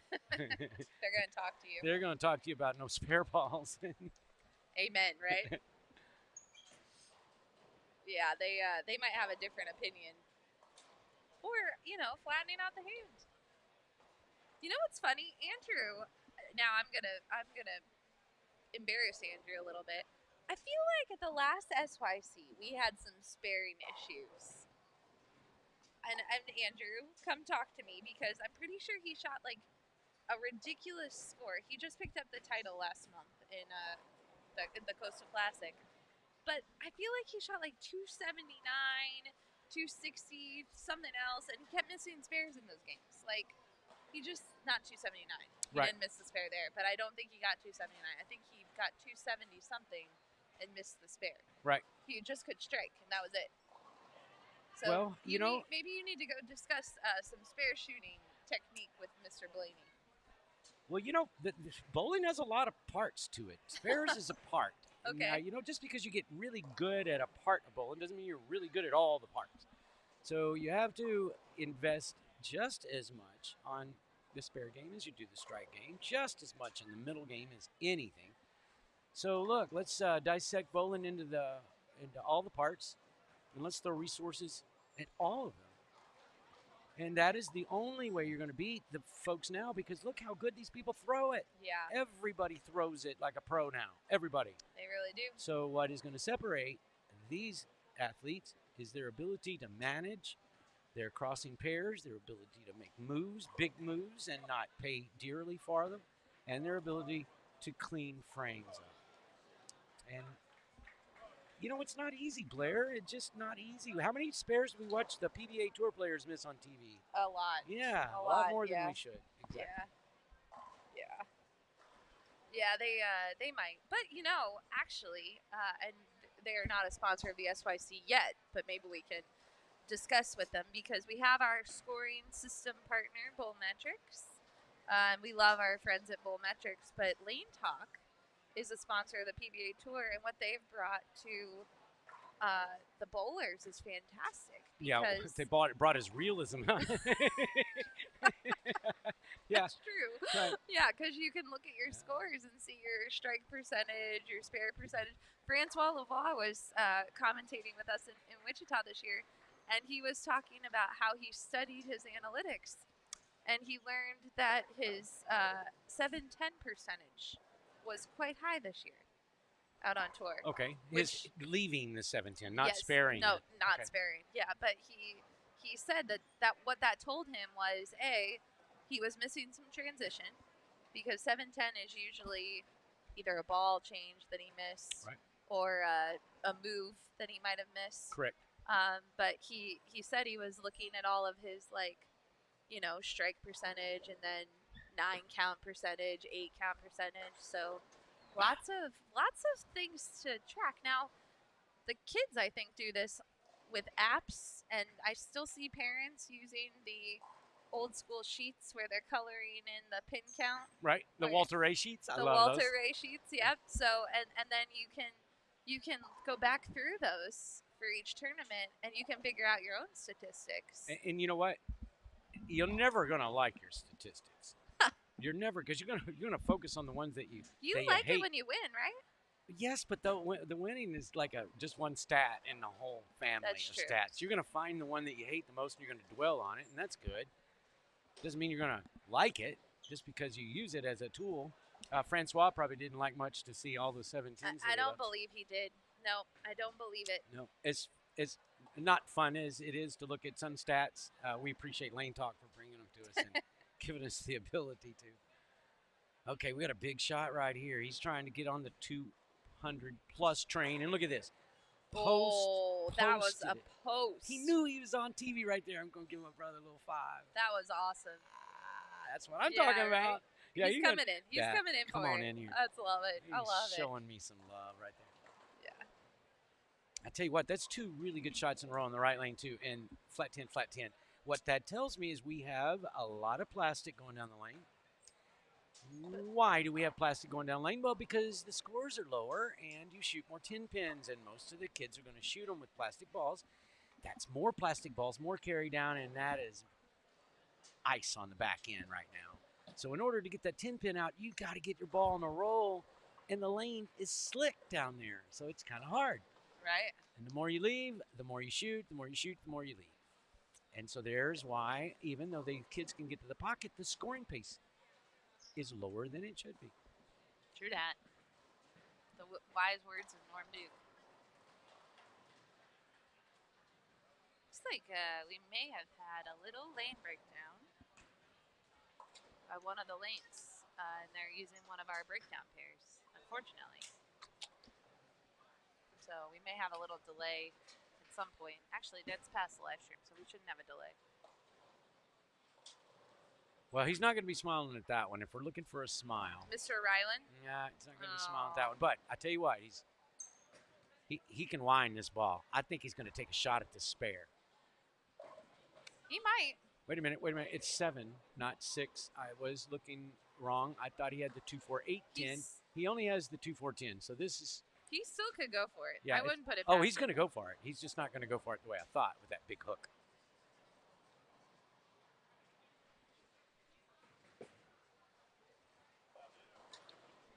That's a good try. So, in the U18 boys division, Aaron Booth, who was just bowling to the right of us, Yes. was first.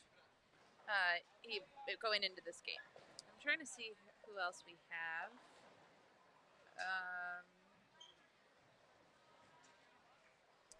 Bruno Brindeo is in the top 20.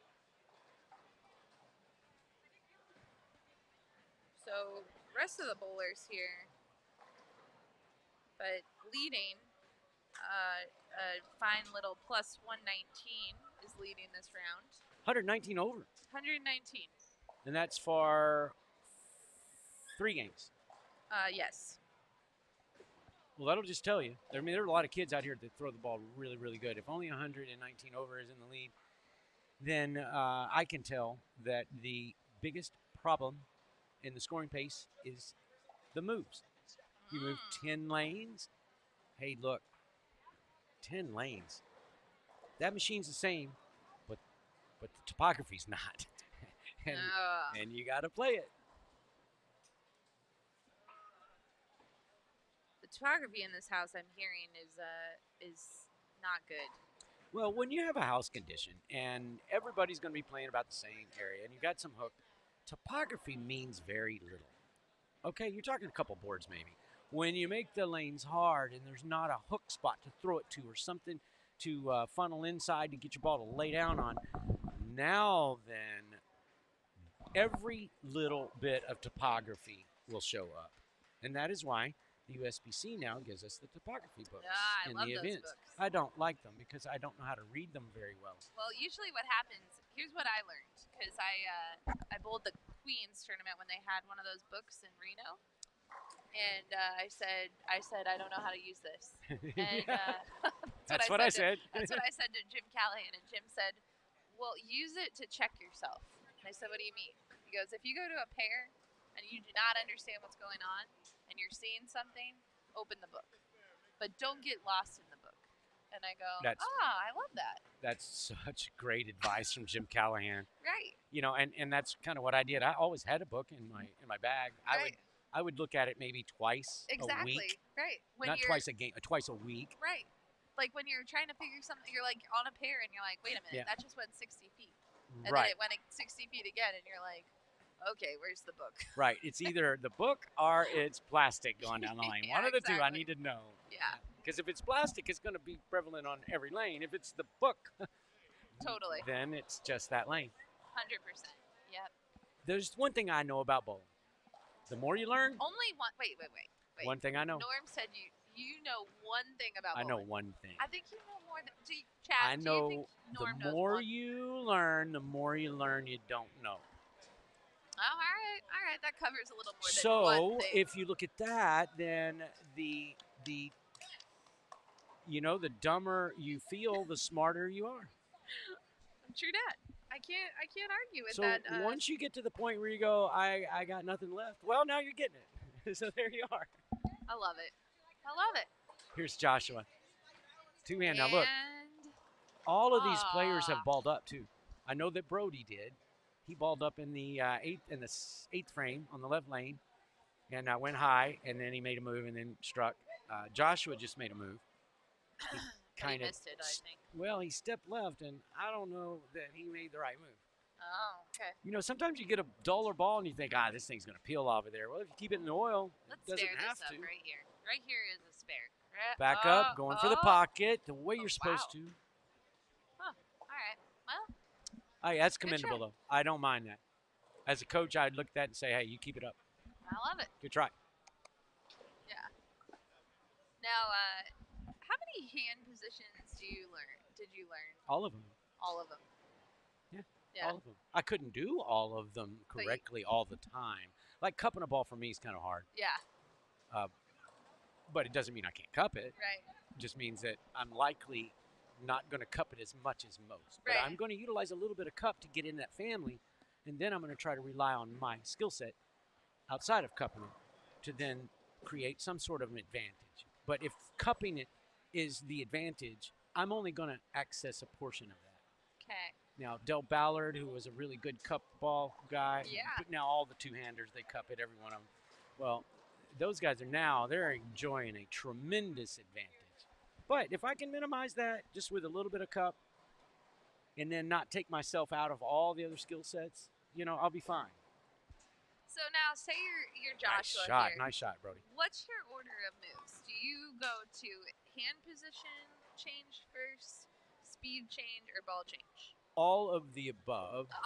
Oh, Look. you got yourself out of that question. No. What I'm doing is I'm saying, okay, what's wrong? Is there anything right? Eliminate what's wrong. Do more of what's right. Now, what does that mean? You're going to change your? Well, I may change everything. I may only change one thing. Sometimes you change a ball and you got to change 2 or 3 other things. Sometimes you don't change the ball, but you say, hey, this is the right ball, but I got to add a little flip. Well, if I do that, it's going to go long. Now I got to back the speed down. If I want to do that, I'm not going to get life on the back end. So then you add a little loft. Gotcha. Add a little hard hand to that loft.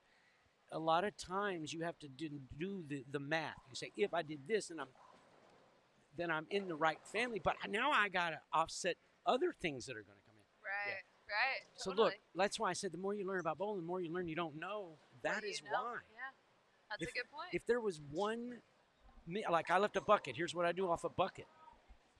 Well, if the person who says that to me, I automatically think to myself, oh, this is going to be a long, long bowling career for you.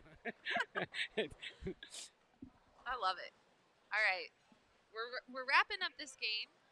Our new bowlers have entered on 16-9. Oh, nice shot. Nice finish for Mr. Yeah, he got him in a little 210 on that game. Juan, yeah. 215. Not bad, not bad. I would take that. What do you think? Oh, absolutely. Now, Norm, Mr. Matt McNeil is coming here in Game 5, but I'm thinking maybe you guys do the last game commentary. What do you think? Look, I'm here. I'd be happy to. You want to chat with I Matt? love Matt. I think Matt's cool. He's, yeah. by the way, he got the best memory of any person on earth. Yeah, and he's also has some of the best one-liners I learned earlier when he was in the live stream booth. And I will say, you guys put on a show in that Q&A yesterday, both of you. I thought We it got was on our fantastic. soapboxes the last I heard. Well, no, it was fantastic, and I think the families really enjoyed it. And we said earlier, if Norm is ever coming and doing a Q&A in your area, come and ask questions. But the questions were great. Not only they were great. We started out, there was like 2 hands up for the questions, and when we ended an hour later, 20 hands are all up. We had to cut them off. That's how we know Yeah. that we were engaged with those youth athletes. And Matt and I both love it. Yeah. You guys, I still think you need a fireside chat. I'm making that. Yeah, making fireside that. chat. Now, what Blair's going to do is she's going to build us a couch Yeah, with with a fireplace. it's got to have a fire pit. Oh, fire pit. Fire Okay. pit, All right. yeah, and then she's gonna make this thing as comfy. Yeah, Just chill we're gonna out. have waitresses coming by, and they're gonna be serving us food. Yep. Love it, Yep. Just hang out. right? Got your couch. And then you could wear fuzzy slippers. and Matt and I will be doing DraftKings bowling. Doesn't exist yet, but it's coming. Try it. Kings bowling. I love it. I Yeah. love it. All right. Let's see. Bruno gets a spare. Yeah, he's over 200. He'd be on my DraftKings lineup right now. What about Ryland? Oh, of course, he's got a turkey late. He's trying to get a 4-bagger to make 200. I'm gonna give him a 91% chance because he's on a 91. turkey and he struck the last 2 times. I'm gonna give him 100% chance. All right. I'm going to tell Matt that you guys are DraftKinging All right, the last game because that'll be entertaining. so we're DraftKings. I got the bowler on lane 68 as my shortstop. That's funny. Oh, bless your heart over there. That's an outfit right there Yeah, on lane right? 70. That's pretty good. Trying to pull up the bowlers that are over there. That is a Kyle Troop, outfit if I've ever seen. Right?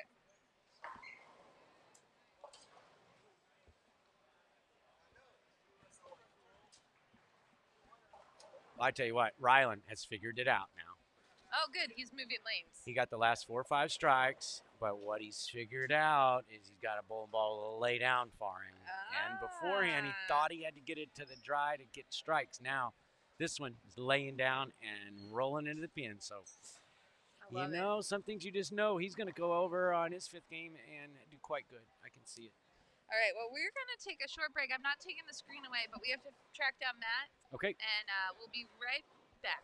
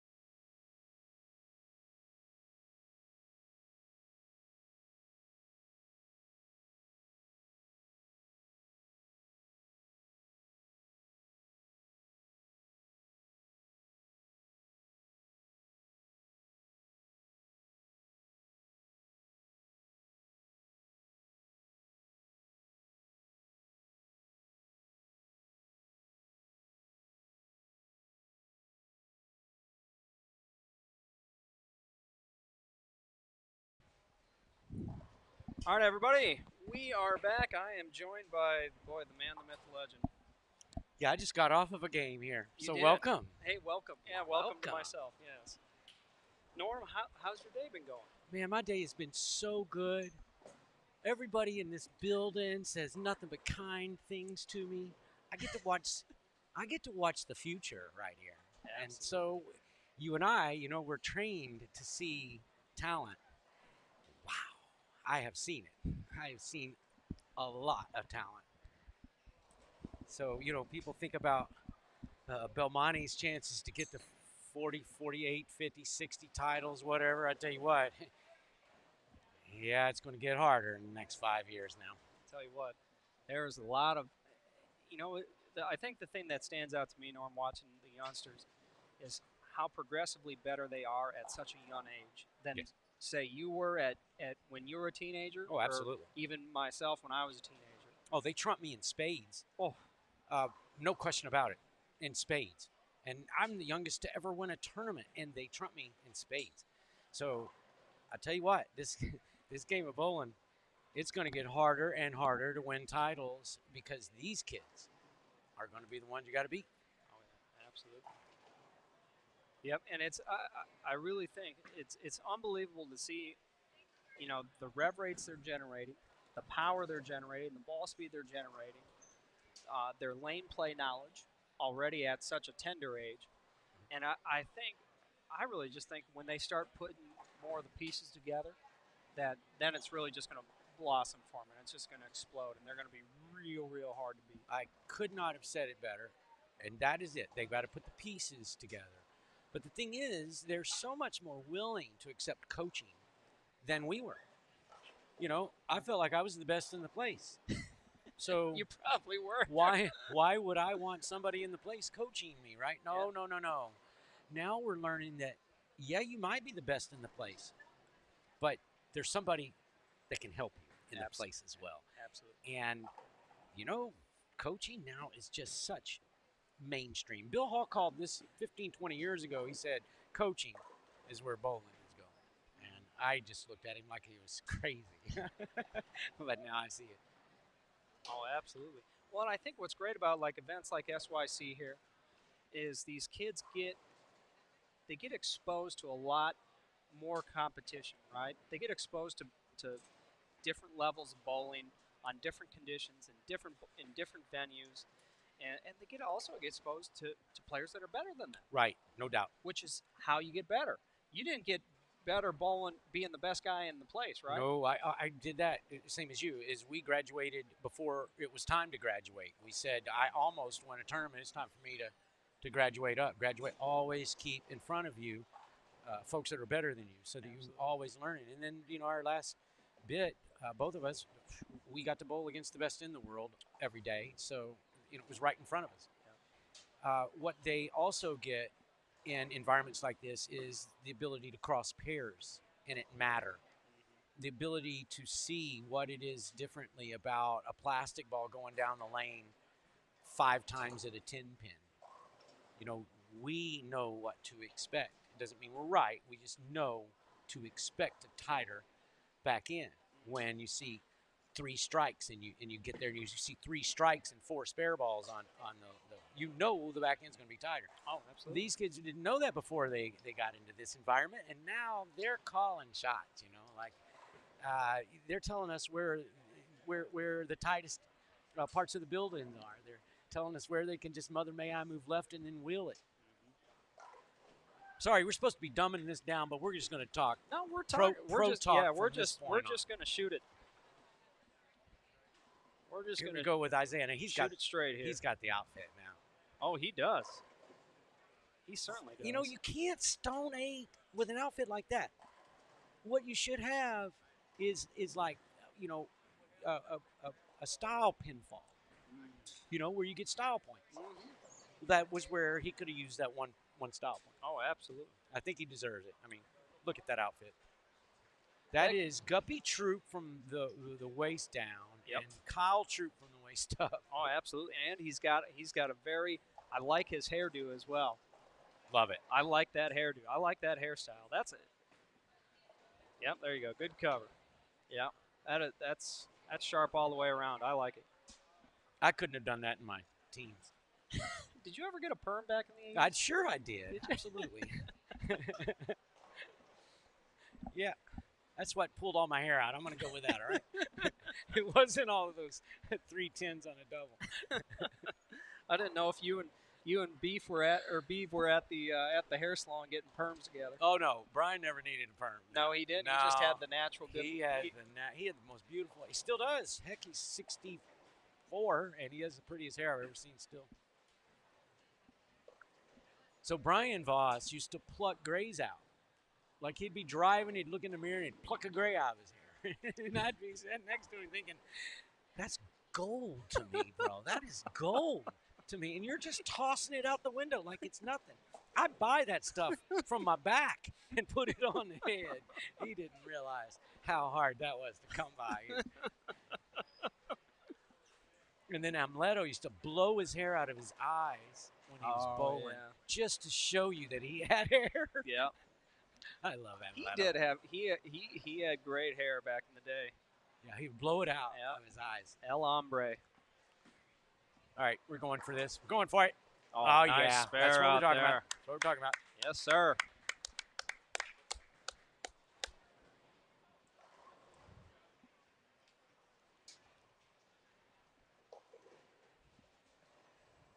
All right, so we got our last game, game 5 here,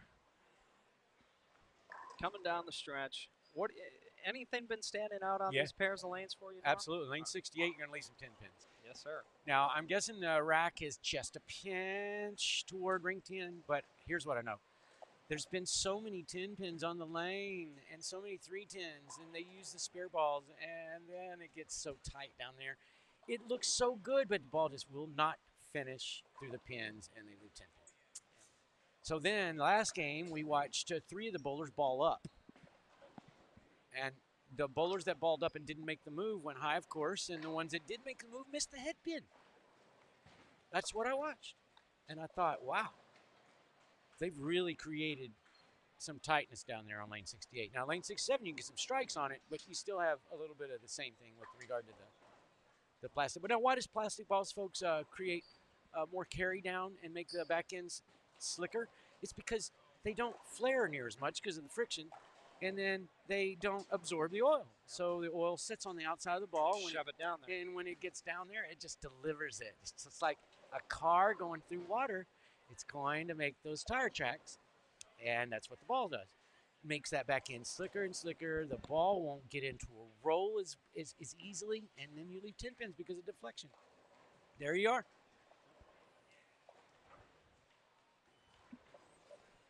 Yeah, 67's been definitely hooking more. Yeah, no doubt about it. You can get more on that one, but 68 is pretty snug.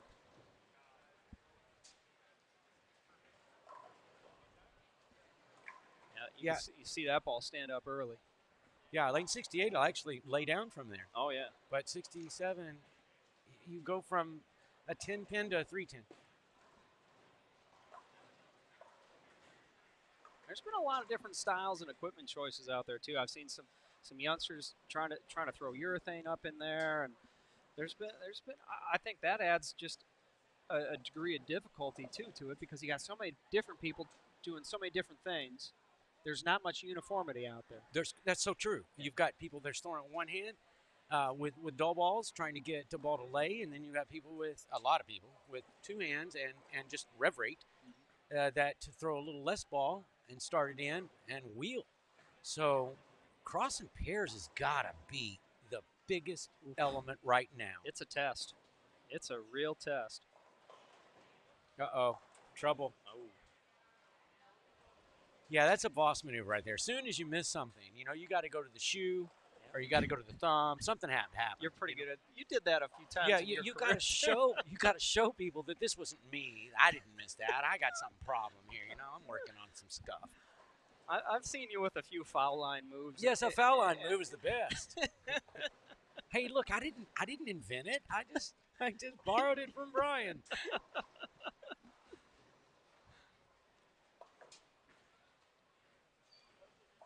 All right, here we go. If you're going to wear a pink shirt, you're going to have to. Yep. Yeah. You got to rev one up if you're going to do Oh, yeah. pink shirt with a white belt. Yes, sir. Yep. You got to have the game to match. Yes, you do, and you know what? I bet he does. I think he does. So that's his first shot. Let's just cover him this Yep. game. It's first shot. Of course, he was wide. It looked like a tickler at best. Yep, it was a late trip of the two. Late trip of the two. Almost 210. So, I mean, he's definitely going to need to bring his eyes in. Right. And he may have made a move based on what the others did on that lane. Remember, they went high. Absolutely. Man, that's a shot right there on lane 7. Yes, sir. Yes, sir. I'd love to have a body like that. I mean, he's got – see how long his arms are? I bet he hits a golf ball a mile. Oh, my. A country mile. Look at this shirt on lane 69. Mr. Klein, let me just tip my hat to that. There we go. You know what that reminds me of? Hee-haw. Hee-haw. Hee-haw. I remember Oh, hee-haw. imagine. Look, we have a lot of grandparents watching. Y'all remember hee-haw. They remember Uh-huh. hee-haw. That is – they don't make television programming like hee-haw anymore. BR549. What That's a got shot. a chance. Yeah. Yeah, that's how you do it right Yeah. there. That's If you want to know how to do it, right there. That's it. That's it right there. Rewind, put Yep. it on a loop. Yep. Now, if you notice, he balled up. He did. Yep. Well, that'll smooth out 67 too. That'll smooth that lane out. I think it did. Yeah. And 68, because he balled up, he may get a little wrinkle on it. Absolutely. That's a good shot there on 60. Oh, look, see, that's style points right there. Oh, yeah. When you bring out the hee-haw Yep. jersey, Yep. you get the style points. That's the Super Mario jersey. Remember Super Mario? I do. Yeah. I didn't play it much. Yeah, but that's Super That Mario. is it. That's Super Mario. It's reminding me of hee-haw, but it's actually, Super you know Mario. what? That's even better. Give him more style points. Yeah, Super Mario. On lane jersey. 69, we got more style points. Hey, we got a little Norm. We got a little love from Walt. Walt Fairley. You guys are great commentators. He must have watched Hee Haw. Walt watched Hee Haw. He's about time somebody starts talking about Hee Haw. Oh, what a great shot. Yeah. That's a So good now shot look, out there. he made a move, Yep. made the shot. Remember, I told you, a lot of 10 pins on 68. That's just a brutal break. That lane likes to hang. Yeah, and there's, you look at it and you say, well, what did I do wrong? Nothing. Zero. You did nothing wrong. Now, it doesn't mean you did everything right. Yep. It just means you didn't do anything wrong. Now, what he's got to do is he's either got to get more behind that ball to get it started up early. We're not running. Yep. Or he's got to get a bigger ball and move 4 or 5 left. I wouldn't suggest that. You No. got a pretty good shot to the pocket, Yes, right? sir. I think Now- I think you just come up the back just a touch more. Yeah, maybe even load up a little more, but leave it so Yes. as not to turn it so much, Yeah. but get as much on it as you got on that ball. Yeah, these are the tricks that you learn to get 12 baggers when other people are stuck on ring and 10. Yep. And these kids are learning this stuff. Absolutely. Look at this balance. Not a bad shot there. Not a bad No. shot. No, there's a lot of good game. You know what? And tell me if I'm wrong. Feel free to tell me. Tell me if I'm wrong. I think there's a lot of great people that throw it very well. They're good shot throwers, but there's a difference between being a great shot thrower and a great bowler. Oh, no doubt about it. Heck yeah, that's just like golf. How many people can hit a 300-yard drive? It's endless. How many people can keep up with Tiger? That's not endless. So when you look at the people, let's say, who is replacing Tiger, we got Justin Thomas and Spieth, Finau, guys like that can hit it a mile. They can golf their ball. They can absolutely get that ball in that hole. So their short game is what actually is the standout in their game. Absolutely. Let's just bring that here. We have strategy matters, crossing pairs matters. You got to navigate this pattern. You got 3 of them, not just one, so you have to navigate them all. You've got to manage your arsenal, which is one of the hardest things to do. It's pretty close on that lane. Yep. So when people say he doesn't know how to bowl or she doesn't know how to bowl yet, there's a whole lot of things that's referring to. But the main thing is how to keep your worst scores as high as possible, and then how to champion the higher scores with honors. That was a nice move by that young man there on 67 too. Yeah, the first shot he was high. Yeah, he made a nice move there. Good double after that open first frame.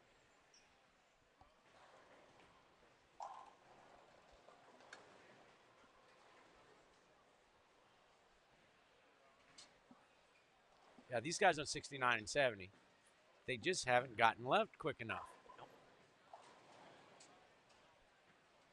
All Good right, shot there by that's- good double there by That's Chris. first double. That's right, first double. We're talking about the 7th and 8th frame. And when we say they can't. Well, not first double. One guy started out with a turkey, but he got there quick. Yep. You know, our issue about bowling, can you bowl, is it can't take that long to get lined up. Yep. You should go. Now we're talking in comparison to the greatest in the world. All right, we're not comparing them to 14-year-olds, but eventually they're going to have to go shot on one lane, shot on the other, and get a turkey. They've got to figure out how to do that. And yeah, it's not easy, but that's the goal. Is it can't take you that long to get there. And then once you get there, then you can parlay it. Yep. Moves have to be quick and confident.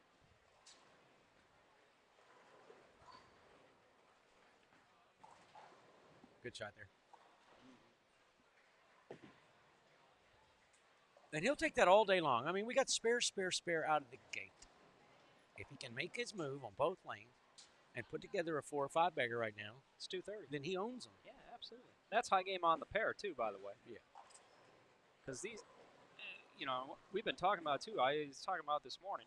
It's not like, you know, these were U-Haul pairs where people just, you know, loading up and getting a bunch of score. No, this is one of the hardest areas in the building. We know this from, I'm a local, so I've bowled here before. All the numbers come from the other side. Once you get to this side up here, it's either, you know, feast or famine usually. Yeah. A lot more famine than feast. Yep. All right, let's see what we got here. We got That's got a chance. a lot of rev on Oh, that ball right boy. there.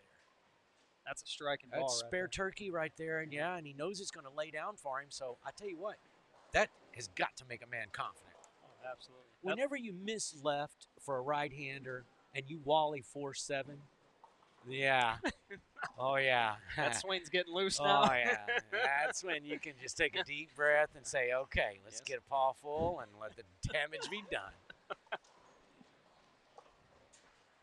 Did you see this outfit on 64? Oh my gosh, I wish we had another game on here. And in fact, he'll probably cross all through us. I found the loudest outfit in the building. I've found it. And it's not Mario, brother. No. Oh, beautiful shot. Oh, Beautiful he- shot. Yeah, boy, does he get out of it good. Oh, that hooked early. Yeah, it did. Yep. You know, you mentioned a little while ago about, can you bowl? Can you bowl? Well, you know, I watched when Mike Tang was 13 years old. I went and visited him and Darren. I was like their birthday present, and it was provided for Storm. I didn't know what I was getting into, and I walk in and I see these two kids bowl, 13 and 15 or 13 and 14, and I could tell. I said, these guys are something special. There's no doubt, and I let them know that there's some special stuff going on. I didn't see Darren trumping Mike Yeah. as much. Oh, I didn't see that. I My think- boy, Darren, he bowls like nobody else. He doesn't need the rev rate. Now, he does hook it as much as anybody, but he doesn't do it with rev rate. He does it with skill set. And Like he ca- Frankie. Yeah, like Frankie. And yeah, exactly like Frankie. Yep. And then their ability to navigate the building, their ability to navigate pairs, spare shots, staying in it when you've got two early holes, and it seems like the world's falling down.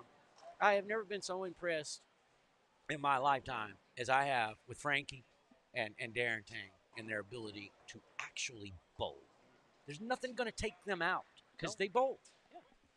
And they know how to handle it. Oh, they do. They can throw it when they need it too. Oh, yes, sir. 2 U.S. Open tiles for Frankie. Yeah, he didn't like that one.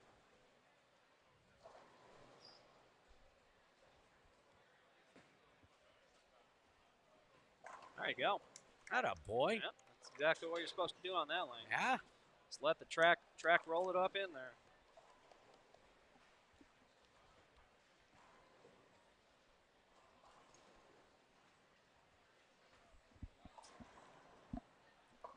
Yes, sir. Yeah, Yep. that is. We're looking on lane 63. Y'all can't see that, Yeah. but we got lions and tigers and bears and paw prints, and that is the wildest outfit I've ever seen. Oh, it is. And I grew up with Guppy. Yeah. I love that guy already. I'm on his train. This young man right here, he's pretty sharp there on 67. Yeah, he's into it right now. He knows he's on a double. Oh, he tugged it a little. It's got to lay. It's got to lay. I'll take 9 spare on that one. No doubt about it. And, it's a tough shot to throw, too.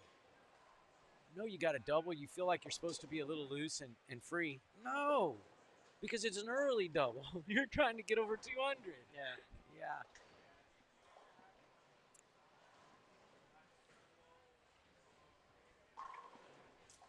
What's the hardest shot you ever thrown in your life? The hardest, like at speed? No. Just Oh. the hardest shot for you that you ever threw in your life. Oh, my That gosh. was the hardest shot I've ever thrown.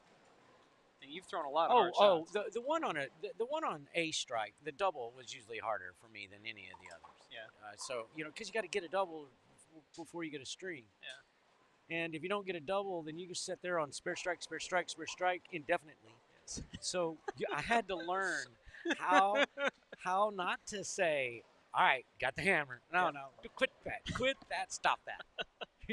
Make your shot, do your job, and let that, let it play out.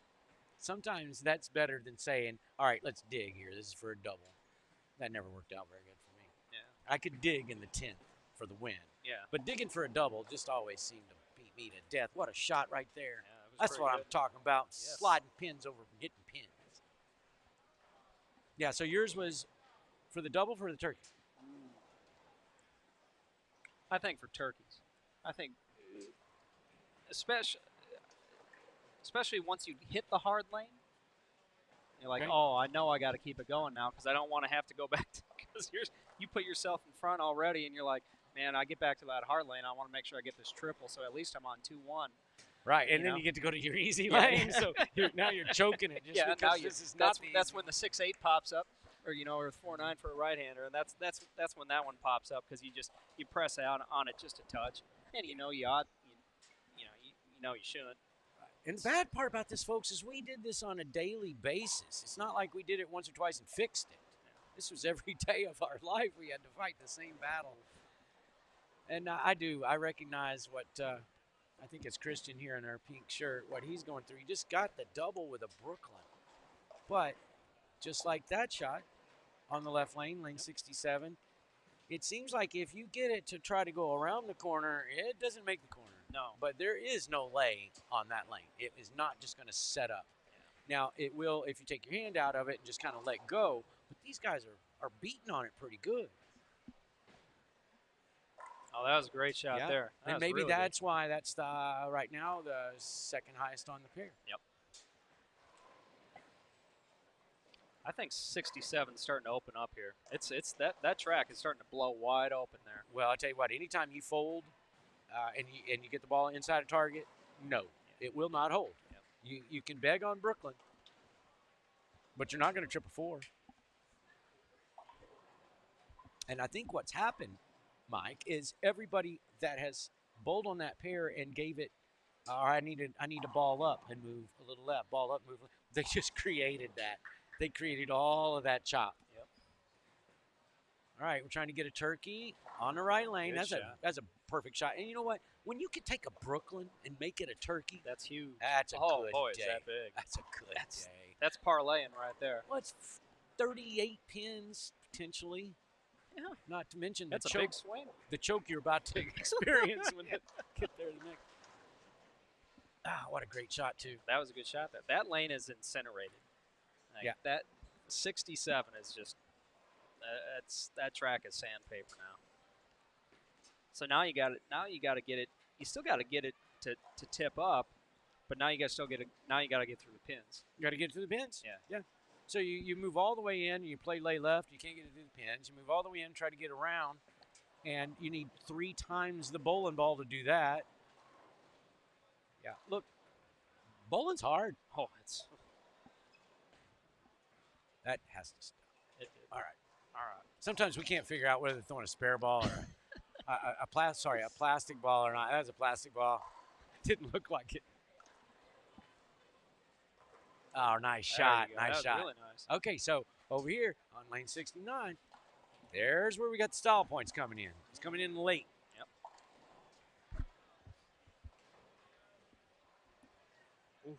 That was a tough outing for that pair. He is second high on the pair with 170. And every one of them Yep. throw the ball pretty good, too. Oh, yeah.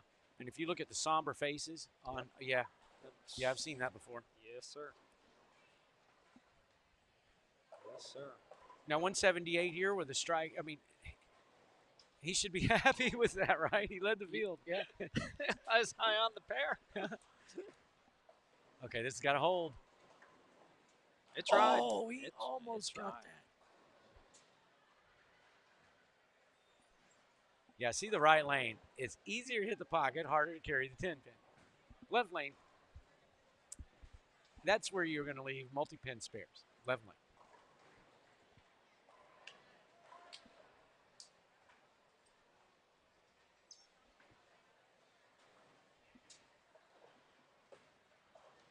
All right, good spin. Yeah, good frame there. Yep. Good frame. Nothing Very wrong good with frame. Nope, very good frame.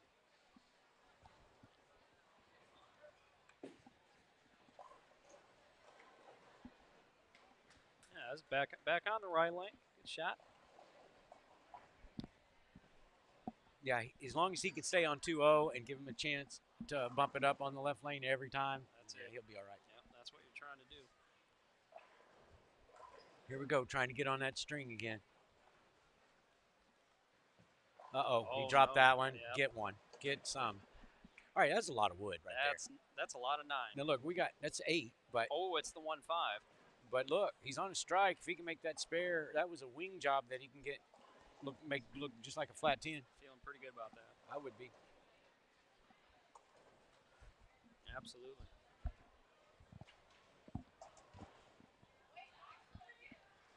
All right, here's a question for you, and I don't even know if you can say it off the top of your head. What is the absolute best break you've gotten at the most opportune time in your on TV? Like, that was absolutely the best thing that's ever happened to me in my career was that. There's probably 10 or 15 people that would hear you ask that and go, raise their hand and go, it's against me. It's against, and I don't remember them. I don't even remember them. I know this. Yes, I do. I know the bet. Yeah. Who's kidding who? I once sat in a chair and watched Mika Koivuniemi miss a 10-pin for a U.S. Open title. Now, prior in the game, I had left a solid 8. I went strike solid 8, 4-bagger to end. And the solid 8 basically took me out of the event. Yep. But I held it together and I said, Norm, make him mark. Just make him mark. Look, this is your job. Make him mark. And I did. I did exactly that. And I made him mark. He threw the shot of his life to win the U.S. Open. You see? Yep. You see? Christian He tried just to go moved. around it. He moved left. Same ball. Tried to go around it. If you move left, he got a ball up. That's why they've created that build-up. But anyway, I made him mark. And he throws this career strike for the U.S. Open title and left a vicious ring in 10. And then Mika, who misses one every 2 decades. That was not the best break I've ever gotten with my ball, but I will tell you this. I'll never forget that break. That was a break. But what you'd like to have is one of those where you miss the head pin, or the Robert Lawrence where you throw Brooklyn and win the U.S. Open. Rob Law. Yeah. You miss the head pin and you get a domino forward right in front of a guy who just left a 7-10. You know. And he's got flames coming out, He's out of just- the side of his Yeah. ears. Right. Yeah, he wipes his face with a cold towel and you hear it go.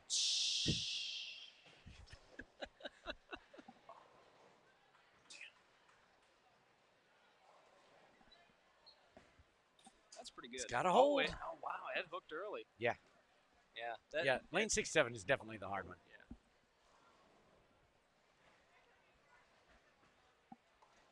Yeah, because if you try to get it through that spot, it's gone.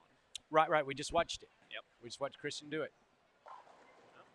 And you see, you can tell in lane 68 when they roll it, they're asking it to come back, or they're asking it. That means they haven't thrown it perfect, and it does. It reacts perfect.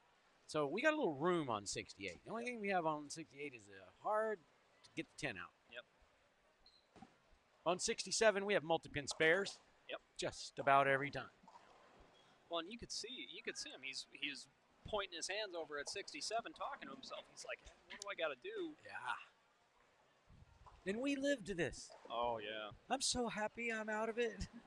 Makes two of I'm us. tired. I'm tired. I'm tired of strike 7-10, strike 10-10, miss it. Beating your head against the wall. Tired. Okay, I like this. That one was good. Oh, and it's still It over. still snapped up early. Okay, that's when I would have said, hey, good try. Yep. Good try at it. Especially on the double, looking for a triple. That would have been a nice triple there.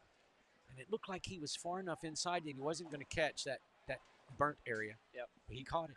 Oh, yeah. So it goes farther left than we think. The only thing is if you wheel it and get it past that. It's gone. Oh, no. And yeah, and if you're going to learn something, that right there is where you learn it. Yep. Right then, that's when you take a deep breath and you say, look, I need the shot of my life at this spare. I can't gift the pair any more than it's taking from me. Do not allow yourself to compound the issue by gifting the pair more than it should take. I think there is nobody in the world that could have put that more eloquently than you just did. Don't give the pair any more than it deserves. That's the one. And he didn't get away with it, but that's what we did. Yeah. We've been watching these people. What he decided to do is get deeper than anything and not expose it too far to the right. Yes. That was the right play. I think so. And if it, you know what, I'll tell you what, if it gets 9, you just say, okay, pair, I'm going to take 9. That's But right. I'm hitting the 1-3. Exactly. And we just said if he can get up on that lane every time, maintaining 2-0, It's pretty good. he's going to get one in a minute, and it's going to get him to 210, 220, and he's going to lap the field with that score. Yep. This is a tough spare here on 68. Boy, That's I'm a tough spare. That's a good cover there. Yeah. That's not a spare I want to be shooting in the 9th frame to stay on 2-1 pace. Right. That's a toughie. Because you know how this place hangs off to the right. That's right. You got to get that ball to slow down and get into it. I throw a backup ball at it. Great shot. Yeah. That's a great Yeah, shot. they like this 68 Yeah. now. Oh, yeah. Okay, in my opinion, one of the best shots on 67 is his, going right at him, Yep. letting that lane just kind of roll it up. Yep. Yeah, Bounce you that remind nickel. me of me. He's not a mini me, though. No. No, he's a bigger me. Yeah.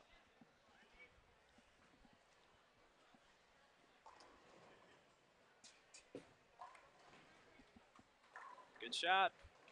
Great shot. He sets it up again. He That's- does. He that's sets what it he's up supposed to again. do. And, folks, people ask, well, what in the world could be the advantage of pulling your hand out of it or not getting rev rate? That's it right there. Lane 67 is throwing people's ball in both directions.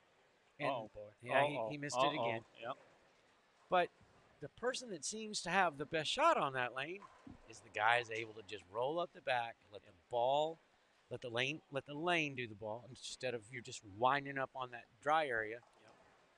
Just He's letting the lane take the ball into the pocket Correct. instead of making it. correct. Yeah.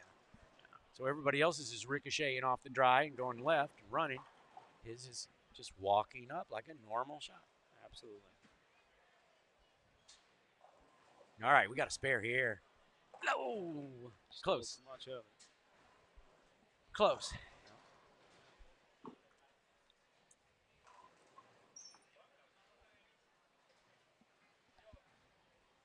Well, I tell you what, after watching, I was here last year as well. After watching what these kids are turning into, after watching the attitude of the field, after watching the commitment of families, bowling's in a good spot right now. They're in great, great spot. And I get to watch this for my remaining days. I can see it coming, but I want to watch it. I want to watch it play out. And as much as I love Belmont, and I love what he's doing and what he's done with the sport, it's going to get harder for him because the kids realize the advantage that he created against us. They have reached in and they're acquiring that same advantage. What a shot there. So, Look at him. I like that. Thank you very much. Hey, we've had that. Talking to himself. Why didn't I do that earlier? Boy, we've been there. We have been there. Oh, not to mention that he's on 2-0. Oh yeah. So he's on 210. Yeah. No, you can shoot 230 now if he gets off the sheet. Never seen somebody so unhappy in all my life. Well, he is. One of them was Brooklyn though. Yep. So he does realize that he has really not shown any smoke and mirrors a little bit, Uh-oh. Gives that pair a little more than it deserved again. This pair is like one of those tight video poker machines. It just keeps taking. Yeah, all you get is 2 pair. 2 pairs for max. Doesn't pay double either. Just keeps taking everybody's money.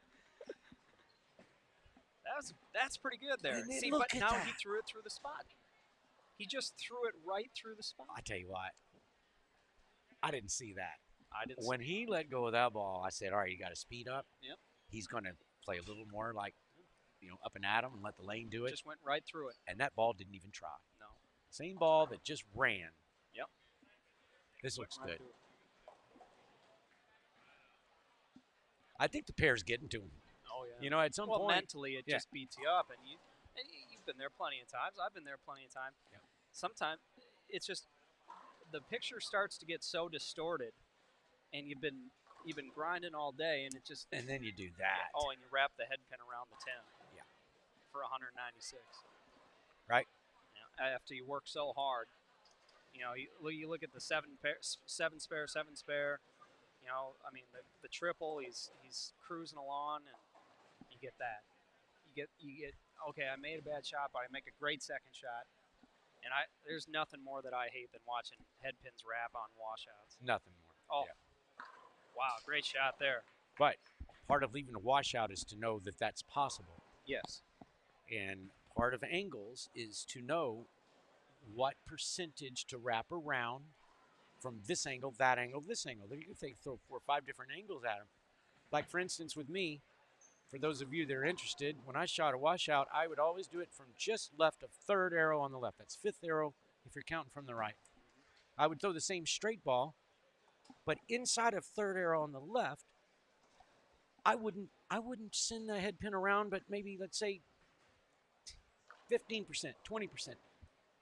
If I was right of that 3rd arrow on the left, I'd send it around it 30, 35, 40%. It seemed like I'd do it every time. Yeah. But once I figured out, you shoot it inside the 3rd arrow here, you throw that straight ball at them, you're going to wrap 1 or 2 here and there. But the angle meant so much. So you get left to 25. I get just left of 25. Okay. Maybe about a board and a half is all. And Hey. throw it right at it. And that angle for me was so much better than just left of 4th arrow.